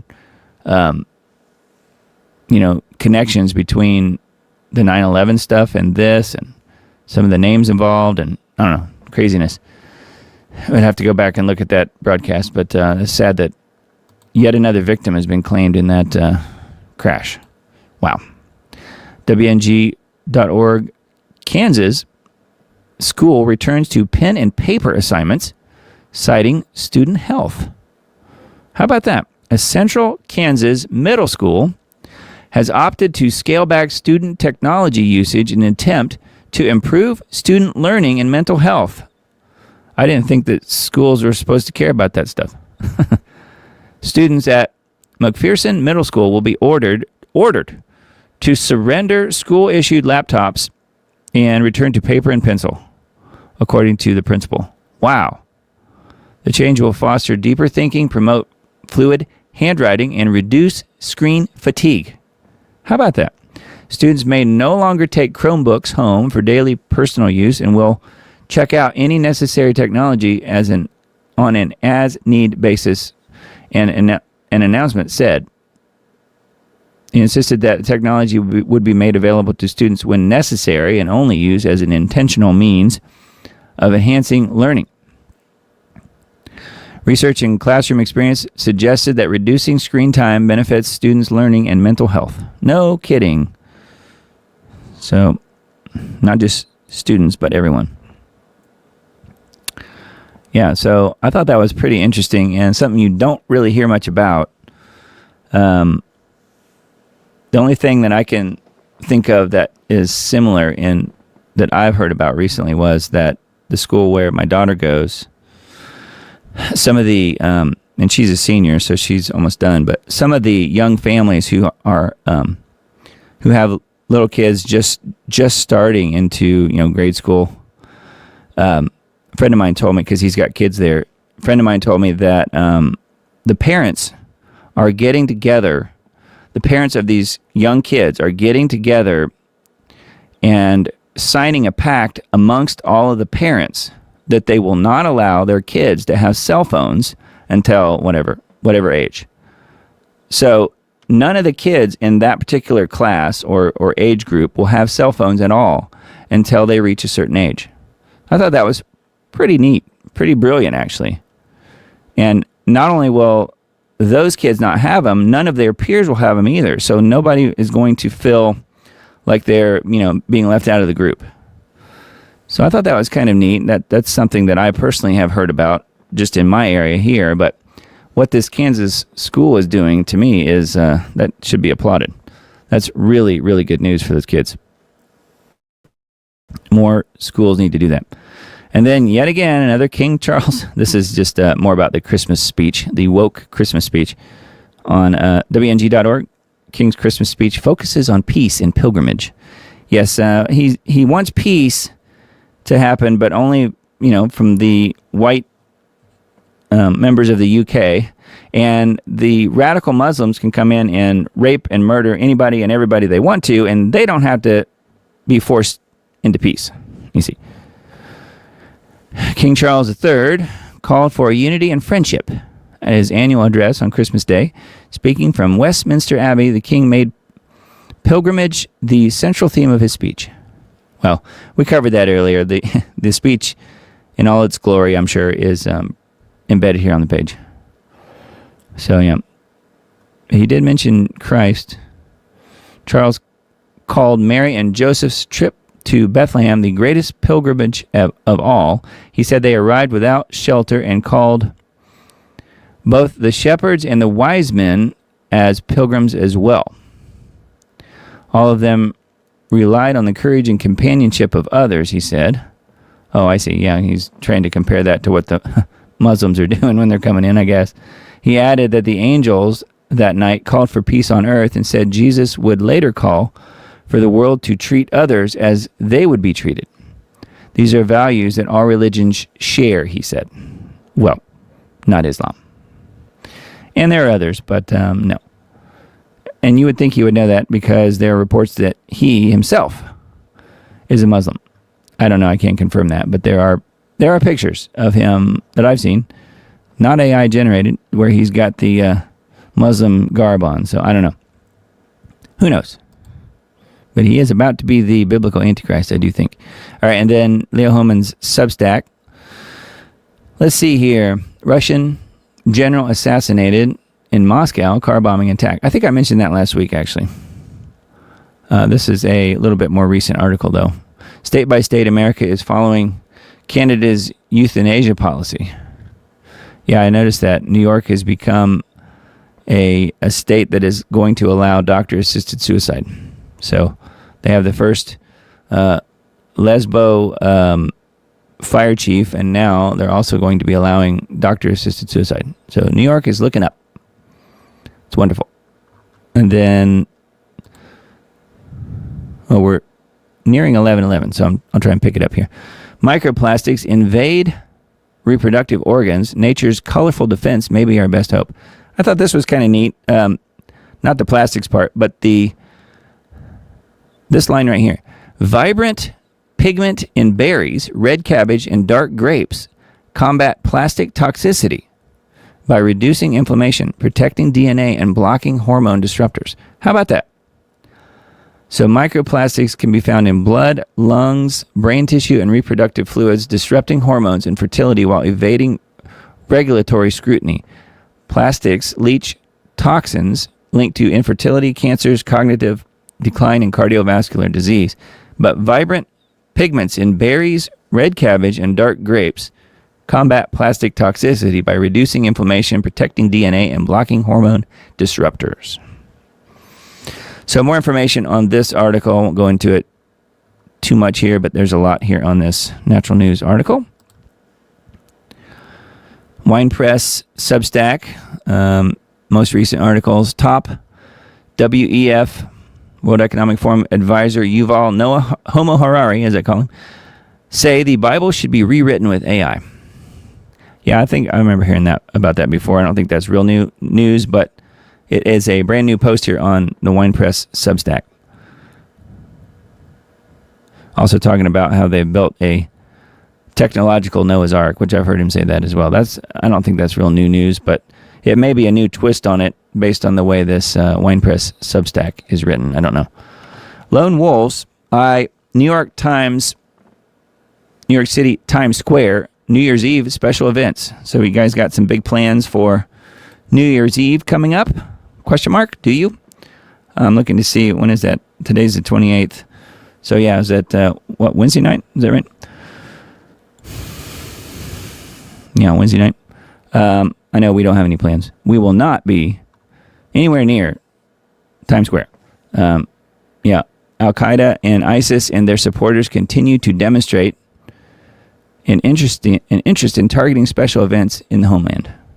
Yeah, that kind of comes up every year. I don't really know if if this year is going to be any different. New Year's Eve just days away. Newly released U.S. government threat assessment cited the New York local outlet ABC 7 New York warns that lone wolves and small terror cells may seek to target special events. Which, again, not really new news. That's kind of always to be expected. Lone offenders remain a particular concern due to their frequent ability to avoid detection until operational. Yes, it's always the lone gunman, the lone wolf, the lone whatever. And it's usually always more than that as far as a group of people who plan things. But that's called a conspiracy, and you can't have conspiracies unless you're bank robbers. I guess it's okay if they do it. But that's the only conspiracies there are, apparently. I'm joking, of course, but the press would have you believe that. And then, let's see. We're nearing the end of the news here, so I wanted to get to it's 11:11 p.m. I want to get to the future stuff here. So let me kind of get through these last couple things. McDonald's locks dining room doors in uptown Minneapolis amid rising crime. How about that? Just another normal day in Democrat paradise. Viral photo of a notice posted at McDonald's in uptown Minneapolis has renewed attention on rising crime in the area. The sign reads, "Attention guests, effective Friday, December 5th, our dining room doors will be locked and attended to during normal business hours of 5 a.m. to 10 p.m. to ensure a safe environment." They're going to lock people in. I guess you can't escape the McNuggets and the Big Macs if they lock you in. I don't know. But anyways. Seems like that would be a fire hazard, would it not? Seems like it would be. Anyway, that's an InfoWars article. And then a couple of not the B articles. We'll just kind of point them out, but thought this was weird. Florida Congresswoman photoshops out $109,000 ring that she allegedly purchased with stolen FEMA funds. So, oops. That's an oopsie. She's got her official photo here with the big ring on her finger. And then that was photoshopped out right here. Says, well, would you look at this charming, sweet, harmless holiday message from a Florida congresswoman? Nothing controversial here. Wait, there's a community note on a Christmas message? Here, let me refresh this because I think we lost the note. Reloading the post from X here. No, I guess it's not loading. Says the portrait of Representative McCormick has been altered to remove a ring off of her left hand that she bought using $109,000 of stolen FEMA funds. So that was the actual community note that was posted on this picture. That is hilarious. Her official portrait features a $100,000 ring on her left hand right here. She's accused of defrauding federal emergency relief funds, according to a federal indictment she used to purchase the said ring. She has refused to resign, even though she faces 53 years in prison. Yeah, but it's okay when she does it. She's a Democrat, right? For some reason, she thought she could remove it from her picture for her Christmas greeting without anyone noticing. Yeah, well, People noticed. This one I thought was really strange. Texas grocery store spreads Christmas cheer by giving out free groceries during a computer outage. How about that? At first I thought it was a joke, but no, it's true. Burleson, Texas. One customer who was lucky enough to be in the store at the time the registers went down said, "I was just thankful. I couldn't believe it. There's people with their baskets that were fuller than mine, and you could imagine how they feel." Nothing says Christmas spirit like free groceries, especially if you're lucky enough to nab some of those H-E-B bakery tortillas. They are delicious. The H-E-B bakery tortillas. Anyway, yeah, so I can't really play the video because I don't have the sound queued up, but this is it here. And the woman who's working there basically says, "Our computers are down, and anything that's in your carts, we will help you bag them up. Just give us some time. Be patient while we get everyone through the lines." So they literally told everybody in the front of the store, and there were, I don't know, several dozen people with big shopping carts full of stuff, that they would just give them the stuff in their shopping carts. How about that? That is impressive. Thought this one was weird. Scientists confirm that time actually moves faster on Mars. This is kind of a weird one. I won't go into all the math, but they did just to kind of extrapolate it out a little bit. Here's how much time moves faster on Mars. I was thinking it would be quite a bit, but no, not really. It says nearly 21,000 years to lose an hour's worth of time. 21,000 years. So it turns out time on Mars isn't really going by that much faster. It takes 21,000 years just to lose an hour's worth of time. But Doc is very concerned. All right. Anyway, let's see here. GeoWatch for this week. Global Alert News. Chemical snow and floods. Yeah, this is something I talked to Dane earlier in the week about. New York City area digs out from biggest snowstorm in years. Winter storm pummels New York, New Jersey, Connecticut with snow and ice. And then there's this, the Christmas present that arrived early and just won't leave. A continued U.S. heat wave, which is what we've had. I don't know about where you guys are. It's been really, really warm here. What's wrong with this picture? Was the most populated portion of the Northeast the target of engineered winter weather, while record high temperatures were being shattered across the rest of the country? Was the flash flooding in Southern California everything we were told? The climate engineers are losing whatever control they thought they had over the weather. Their operations are an increasing derailment. Disruption and contamination of weather all around the world. Climate disasters cost the world over $120 billion in 2025, according to the Economic Times. Global Alert. Scientists warn of a potential catastrophe in 2026. Geoengineering is weather warfare. Buckle up. We're all in for a rough ride. So, again, the newest info here from Mr. Dane. Chemical snow and floods. So make sure you check that out on geoengineeringwatch.org. And if you missed it, I've mentioned a couple times, we purchased the domain name GeoWatch, GeoWatch, just an abbreviated version, geowatch.com. If you type that in, you go right to the same site, to the homepage. So that is there. It's working. And then let's see here. The scheduled weather doesn't look that much different than last time. So, yeah, the scheduled weather here for this particular map is January 3rd through the 7th. So it does have a little bit more of the standard split that we often see where you have a hot side and a cool side. We're seeing that a little bit here, and that will probably develop, I'm guessing, over the next few days into January. But yeah, looks like Northeast will be below normal, and everybody else will be near to above normal, whatever normal is. So pretty wild, and I think you could see it a little bit more here. Where we are, it's been above normal, but you can see here, this is,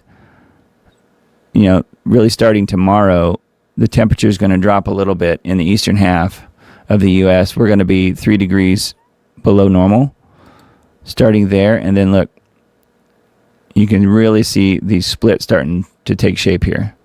4 degrees below normal where I am, starting December 30th. So I said that last week, if you remember. I don't know. I said that they're going to bring the cold back as soon as they possibly can, and it looks like they're working on it. So then by 7 to 10 days out, we are 5 degrees below normal. So yeah. So again, we have here, here, and here. So it's going to be eastern half of the U.S. kept cool back to the normal scheduled weather that they normally have, keeping the eastern half of the U.S. cool, allowing the mid to western half of the U.S. to heat up. And looks like we're right back on target on that starting this coming week to 10 days. So watch for that. And let's see, climate and economy. I'll leave this one to you guys. We mention this often. Roundup of climate news. Lots of kind of more of the same thing. Lots of flooding and things like that. I'll just link to this in the Substack post that I send out. I think that was it. Let's see. This wasn't a video. Oh, this is just the Charles Christmas speech that I already mentioned. I was looking to see if there was anything else. I don't think there was. This one I'll link to as well. I thought this was kind of funny just because they're really out to get Tucker Carlson and trying to paint him as a Qatari agent and all this nonsense. So that's what this is about, where they're saying, oh, he's promoting Islam and all this stuff, which of course he's not doing, but they claim that he is, and they, with zero proof, saying that he is taking money from the Qataris. And they've just decided, see, either way, his Qatari handlers were elated. And that's all just complete and total fiction. And they just make that stuff up and don't have to prove what they're accusing him of, but it doesn't matter because it's okay when they do it. And by they, I know you know who I mean. The people who run this website. Israel365news.com. That's all you need to know, isn't it? But yeah, I was looking up. I wanted to confirm that this is the same kafir that I thought it was, and it is. So a Christian kafir promoting Islam. A kafir, I've never seen it spelled that way, but it's usually Kafir, is Arabic, generally means unbeliever or one who covers or hides the truth in Islamic contexts. So if you are a Christian, you would also be considered a kafir. A kafir is anyone who's a non-Muslim. So therefore, you must convert or die. So yes, a person who disbelieves in God. That they don't mean that though. They're talking about Allah specifically. An infidel. So that's what I was looking at, was to see if kufr is the same as kafir, and it is. Anyway, long story, doesn't really matter. None of it's true. Allah is Satan, not the God of the Bible. Okay? And for the love of God, arrest someone. I think Chris Farley is exactly right.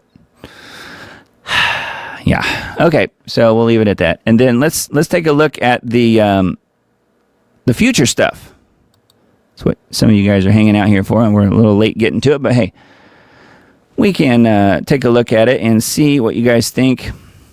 And, I'll just start by saying that I wanted to just take a look at things from a not only biblical standpoint, but just whatever's happening in the world, which, I mean, it's all kind of converging. It's all kind of the same anyway from the end times standpoint.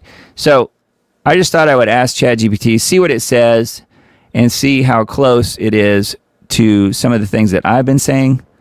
And with one prompt, I think it really touched on a lot of the things that I say as well.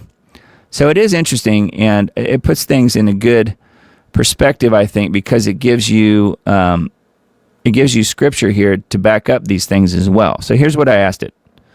So this was a few days ago, but I said, I know you can't predict the future, but in looking ahead to 2026, based on what we know happened in the world in 2025, if we can keep the context of the biblical end times scriptures, what might be most likely to happen with regard to major stories like Russia and Ukraine, Israel and Iran, and also Gaza, and also any other important issues that Trump is obviously in favor of getting set up and going, like digital IDs for citizens, possibly a global digital currency. What are the major and the major religion of Islam further making headways into Western countries? I didn't want to say which is what I think now, is that I believe Islam will be the one world religion because they're forcing it on everyone starting now at this point, really, across the world. I didn't want to go that far because ChatGPT is still pretty woke. I mean, it's actually very woke. It's not as bad as it used to be, but it is still pretty bad. And I was afraid it would refuse to answer that part of the question, but actually it didn't. To its credit, it did not refuse, so that's good. It says, I'll answer this carefully, grounded in what's observable as of late 2025, while also acknowledging the biblical end times framework that you're referencing, without claiming prophecy fulfillment or certainty, which that's fair. Think of this as a scenario analysis, not a prediction, according to what ChatGPT says. So here's what it says. So this is just for your information. Take, glean from it what you will. Personally, I think it's really close to what I've been saying. So from that respect, I think it's worth looking at. Not just because it agrees with me, but I tend to think that a lot of what's happening in the world, and it's able to analyze all of that news aspect of it, and then also bring in biblical scripture if you ask it the right questions. I think that's valuable. So here's what it says. The big picture going into 2026, geopolitics plus technology plus religion converging. If you zoom out, 2025 has clearly shown 4 converging forces that are likely to accelerate in 2026. Multipolar conflict escalation. Not full world war, but constant regional pressure. This is saying not full world war. Tongue twister. Digital governance expansion, like ID, payments, and surveillance. So it's saying that will expand. Religious and cultural realignment, especially Islam versus the secular West. And narrative control and information warfare. From a biblical worldview, this aligns closely with birth pains in Matthew 24, wars and rumors of wars, increasing centralization of power, and moral and spiritual polarization. Russia, Ukraine, 2026 outlook. Most likely scenario, frozen conflict with intermittent escalation. By 2026, the most probable outcome is no total Russian victory, no Ukrainian reconquest, a de facto partition, is what this is saying. Continued Western funding, but reduced enthusiasm, which I think that's already reduced. Increased use of drones, AI, warfare, and cyber attacks. Why? NATO does not want direct war with Russia. See, I completely disagree with that. They clearly do. But ChatGPT says, no, they don't. Because officially, they don't. So, yeah, this is saying NATO does not want direct war with Russia. I think they want nothing more than that, personally. So I think that's 100% completely wrong. Russia cannot politically afford a full retreat. That's probably true. Ukraine cannot win without escalation. The West won't approve. I disagree. I think the West will approve it because they have the option to do the, Article 5, collective self-defense. If one of the EU bloc countries or NATO countries gets hit by Russia, they can call anything an attack, then full war. So I think it could go that way pretty easily. So it says, end times lens. This conflict functions more as a destabilizer and a resource drain, a normalization of prolonged war rather than the final prophetic war itself. So I would agree with that. I think that's probably true. Although I do think it could lead to full world war, actually. I think it's worse than what they're describing here. Israel, Gaza, Iran, the most volatile flashpoint. This is where things get more serious. So again, this is ChatGPT saying this. What's likely in 2026? Gaza remains unstable. Hezbollah pressure from Lebanon continues. Iran moves closer to nuclear threshold. So this is despite, I guess, the Trump bombing of Iran, right? Iran moves closer to nuclear threshold. They're always 2 weeks away. Israel becomes more isolated diplomatically. That's probably true. Arab states publicly condemn Israel but privately coordinate. So that's actually true. They do coordinate a lot with Israel. Key wildcards, Iran crossing a nuclear red line. A strike on Iranian facilities. I do think that'll happen. I don't know that Iran will cross the nuclear red line. I do think Israel will, though. They have already threatened to do that, according to a lot of people, and I mentioned it at the beginning of the show tonight. Israel apparently threatened to use nukes against Iran to force Trump to bomb Iran a few months ago. So I think that Iran is not the nuclear threat. It's Israel that's the nuclear threat, personally. I don't like the Iranians either. Don't get me wrong. I'm just saying I don't think that they're going to be the first strike faction here. A major terror event tied to Iran or proxies. How about that? Jerusalem-related unrest. Biblically speaking, this region aligns far more closely with end-time scriptures than Ukraine does. However, there's no clear sign yet of the Ezekiel 38:9 coalition fully forming. Russia/Iran/Turkey alignment is closer than ever, but not complete. And we've talked about the Ezekiel 38 and 39 situation before. I think I made a End Times Dates video on that some time ago. We won't get into that now, but suffice it to say, I see that a little bit later, probably more toward about the same exact time as Armageddon happening, about the same time. All right, so most likely 2026 outcome. It's got the caution sign here. Short, intense regional conflict.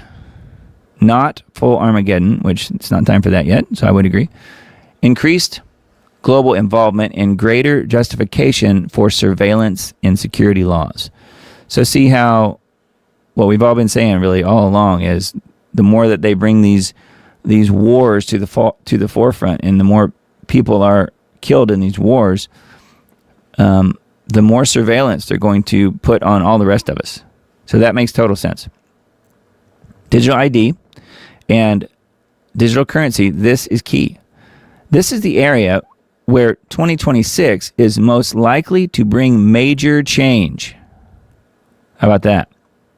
What's already happening, CBDC pilot programs globally, biometric ID expansion, digital wallets tied to government services, AI-based identity verification, cash use declining sharply. We're seeing that everywhere. What Trump likely supports. Contrary to popular belief, Trump does not oppose digital ID, which we've been talking about that on the show. No, he doesn't. In fact, he wants that. Kristi Noem has been out there saying how great it is. He opposes who controls it. He doesn't oppose the digital ID. So that's a good point, and I think completely true. He favors U.S. controlled systems, just not globalist controlled systems. But the point is, there will be a system. Expect digital ID framed as anti-fraud and election security and immigration enforcement and AI safety. See? So there is what they're going to do to try and frame it as, oh, it's only going to be good. They'll only tell you about the benevolent aspect of it, not the malevolent part of it. Now, this is just sort of silly, but it says what's unlikely in 2026, mandatory chip implants. I never even brought that up. Don't believe it's ever going to happen. There's no way to actually make that work. And the chip, like a microchip, is not the mark of the beast. Okay? Global single currency, what's unlikely, a global single currency, according to this, in 2026, and forced worship compliance. But if Islam takes over, that could be a different story. Possibly. I don't know. Anyway, again, this is what chat says. It says, what is likely? Opt-in digital ID that becomes functionally mandatory. So opt-in digital ID that becomes functionally mandatory and cash is marginalized. Digital money with programmable rules. So like use it by within X amount of time or it expires. Digital money with programmable rules. You can't use the money to buy this specific thing, but you can use it to buy that. That's what they mean. Social and financial pressure instead of force. So that is the social credit score system that China has in place, which is exactly what, Zuckerberg and so many other people want to bring to the U.S. Social and financial pressure instead of force. From a biblical lens, this looks like the infrastructure phase, the infrastructure phase, not the mark itself. I would say that that's not entirely true because the technology for the mark of the beast has already been deployed. It's just not fully expanded everywhere yet. But that was in the CV-19 jabs. That technology was part of it. Now, will there be more? Yes. There will be more because there will be in some other, worldwide pandemic or whatever they're going to do. So I would say that this isn't completely true. The infrastructure is in place. And in fact, it's being expanded. All right. So then we get into Islam. And I was wondering how far it would go. Islam's expansion in the West. This trend will continue and accelerate. I wasn't sure that ChatGPT would even tell me about Islam without offending somebody. So it says why? Higher birth rates, immigration patterns, political protections, and Western cultural vacuum. All true. What changes by 2026? More public influence, more legal accommodation, more tension with secular and Christian groups, and more speech regulation surrounding criticism of Islam. Very true. That's happening big time in the UK right now. You can't criticize Islam or you get arrested and thrown in jail. This is less about religion itself and more about power vacuums, demographic shifts, and identity collapse in Western nations. Yes, but it's also a plan. It's also a plan.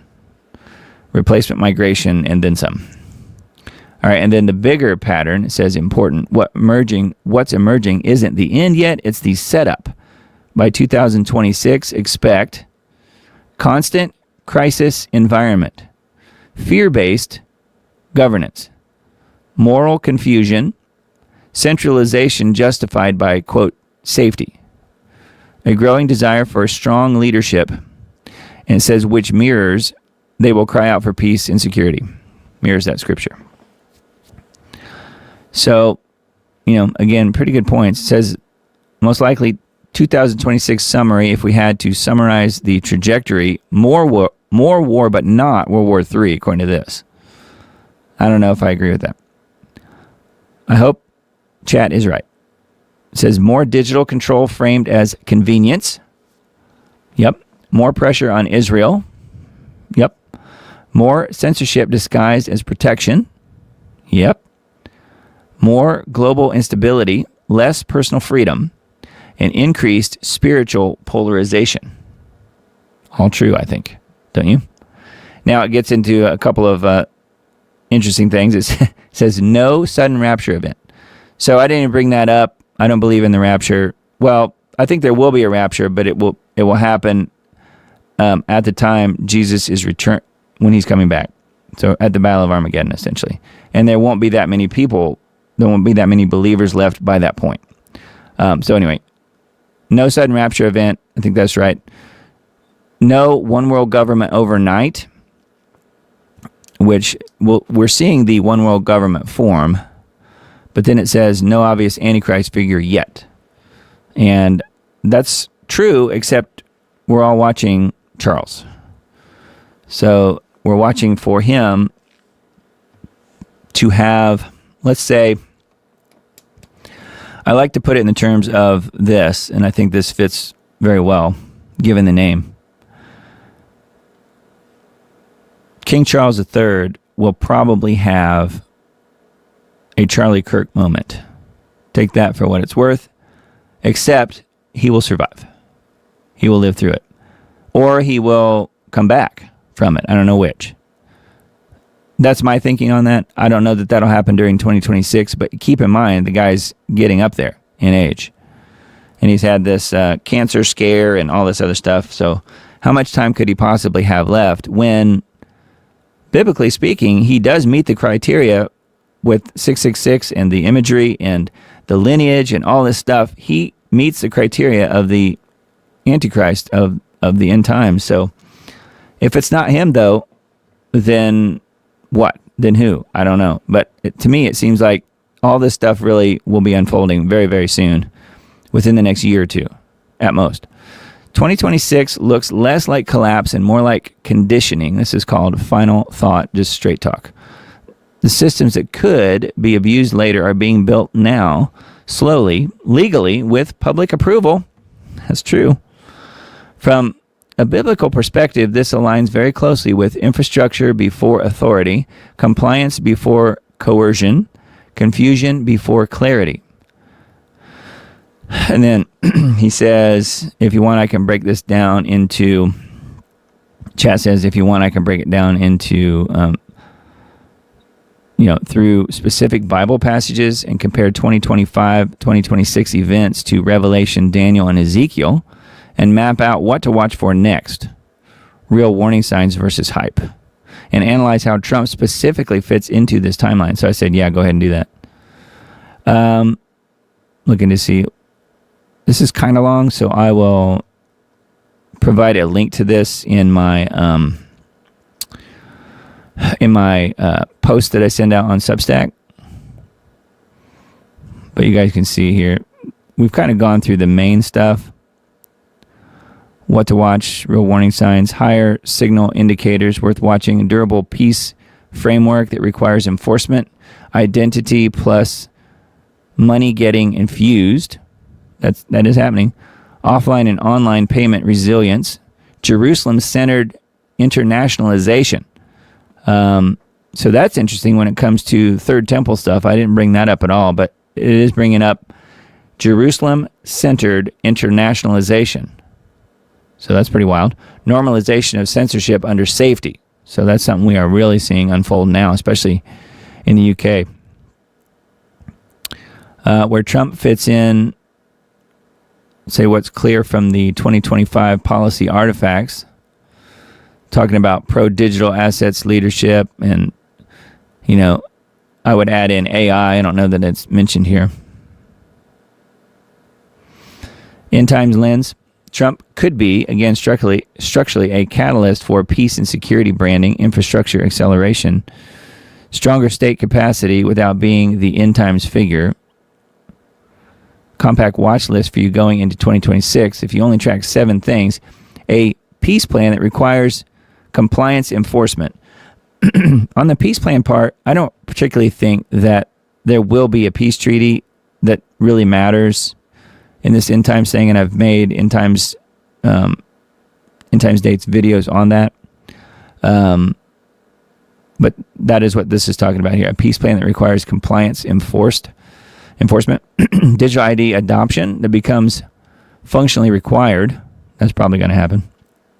Payment rails that make cash irrelevant. Any Jerusalem-centered diplomatic convergence. So that's pretty interesting. I would add in the Third Temple on that one. Israel and Iran proxy escalations that pull in more nations. Yep. And then laws that expand surveillance and censorship tied to security.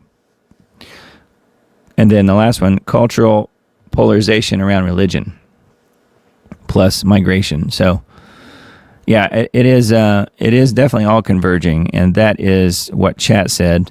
And then, you guys have seen this. We've talked about this, not for a long time, but this was something I put together about 2 years ago, and haven't really changed much of anything as far as the different descriptors on here.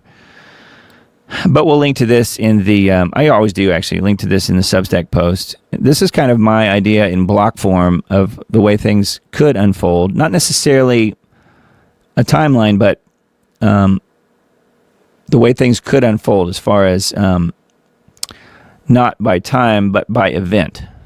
So this is end times events in my thinking anyway. Take it for what it's worth. perhaps nothing.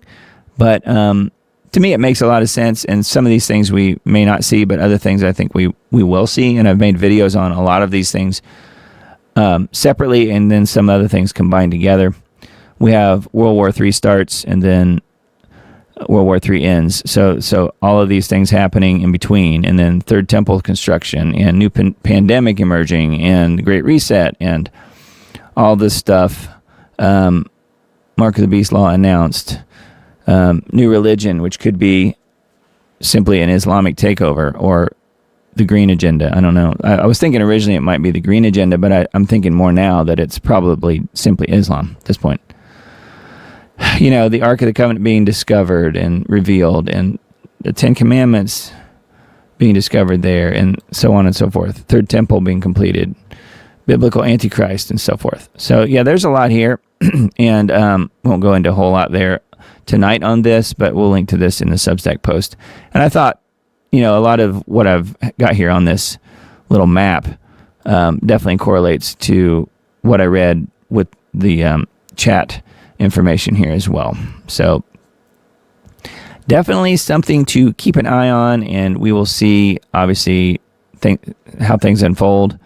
I think Charles is definitely someone to watch as far as whatever happens to him. If nothing happens to him and he dies of cancer, then it's kind of a moot point, and we're, you know, whatever. But he even said recently that they're cutting back on the medications they're giving him because he's getting better. So I tend to think that's probably true, although it's hard to say, and there's obviously no way to know these things 100%. All we got to do is take it to the Lord in prayer and ask Him that He gives us the knowledge and wisdom that we need at the time, whatever that is, and that He protects us. So anyway, that was pretty much it for me tonight as far as all that stuff goes. And make sure you're on the Substack list if you're not already. diamonddisc.substack.com is where that is. And just drop your email address in, hit subscribe, totally free. And if you want to help me pay my bills as far as the Diamond Report goes, all the different subscriptions and things like that I have, that would be a very, very welcome thing. And thank you to the few people that are helping me with that. I've got a handful of folks on Substack that are also chipping in, and then a handful as well on Subscribestar. So those two places are the places you can help me do that. Subscribestar.com/diamonddisc. I have decided that when the store comes up for renewal, I think it's in April, the Diamond Disc merch store, I'm going to let that go because it's right now costing me, you know, between $250 and $300 a year, and I'm not really making that many sales that's paying for that. So from a business standpoint, I'm going to have to let it go. So if you want any Diamond Disc merch or Diamond Report merch, it is there. There are various, you know, t-shirts and hats, and I don't have the tab pulled up here, but various things available on the store. And let me see if I can get to where that link is. Perhaps.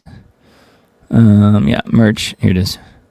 shop.thediamond.report is where that is. Have a look there if you guys are interested in that kind of stuff at all as far as merch. It does help support the show, but no pressure. And just know that that stuff that's on there will only be there until April, and then I'm going to let it go. So we have to let it go and move on. But yeah, here's the Subscribestar link if you guys missed that. If you want to help what I'm doing. And then Substack, of course, is the free way of being on the email list. And thank you guys so much for all of your help all along the way. Let me see what you guys are saying in chat before we wrap it up tonight. We have not as many people chatting, but a good group of folks here for sure. Looking to see if there are any specific questions here. Prayers all having an amazing, kind, and beautiful holiday. Well, thanks, Miss Betty. Yeah, hope so. Mr. Dean was here from snowy, icy, and windy Minnesota. Yep, and then Sir Marty was here. Susan, and I think Emily was driving. Looked like. Dean says sounds good on 11/11. Okay, yep. And then Trump will proclaim national emergency and recall all silver like they did in gold. What do you think? Well, that's a good question. Yeah, there's a lot of discussion right now going on about silver. And silver is really taking off because it's, in part, it's used in so many electronics, and it's just being used more and more. And I guess, was it Samsung? I think it was Samsung has a new battery that is about the size of a battery system that is used in a Tesla. But those batteries require quite a bit of silver, obviously, the new ones that they're coming out with, but recharge in a matter of minutes instead of hours, and they hold their charge much longer. So when you're talking electric vehicles, I think it will be a huge boondoggle for people who are involved in silver. And if you're already involved in investing in silver, you're probably going to make money, I'm guessing, although I am not a licensed silver or gold person. But I think short term, there's probably a pretty good chance you'd make money with silver, although I have no idea for sure, and don't take my word for it. But Hal talks about that quite a bit on his show. So, and he's not a professional investment person either, but I think it just, common sense would say that's probably true. Now, will Trump proclaim national emergency and recall all silver like they did gold? I don't know. I don't really see that happening, but it's hard to say.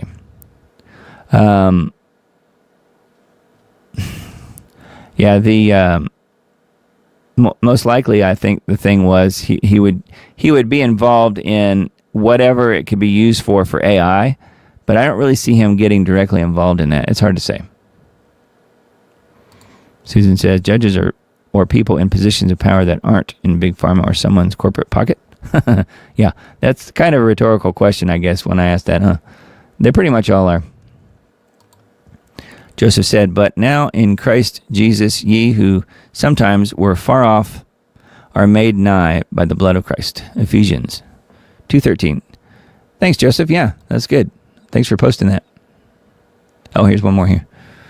In whom we have redemption through his blood, the forgiveness of sins according to the riches of his grace. Ephesians 1:7. Nice.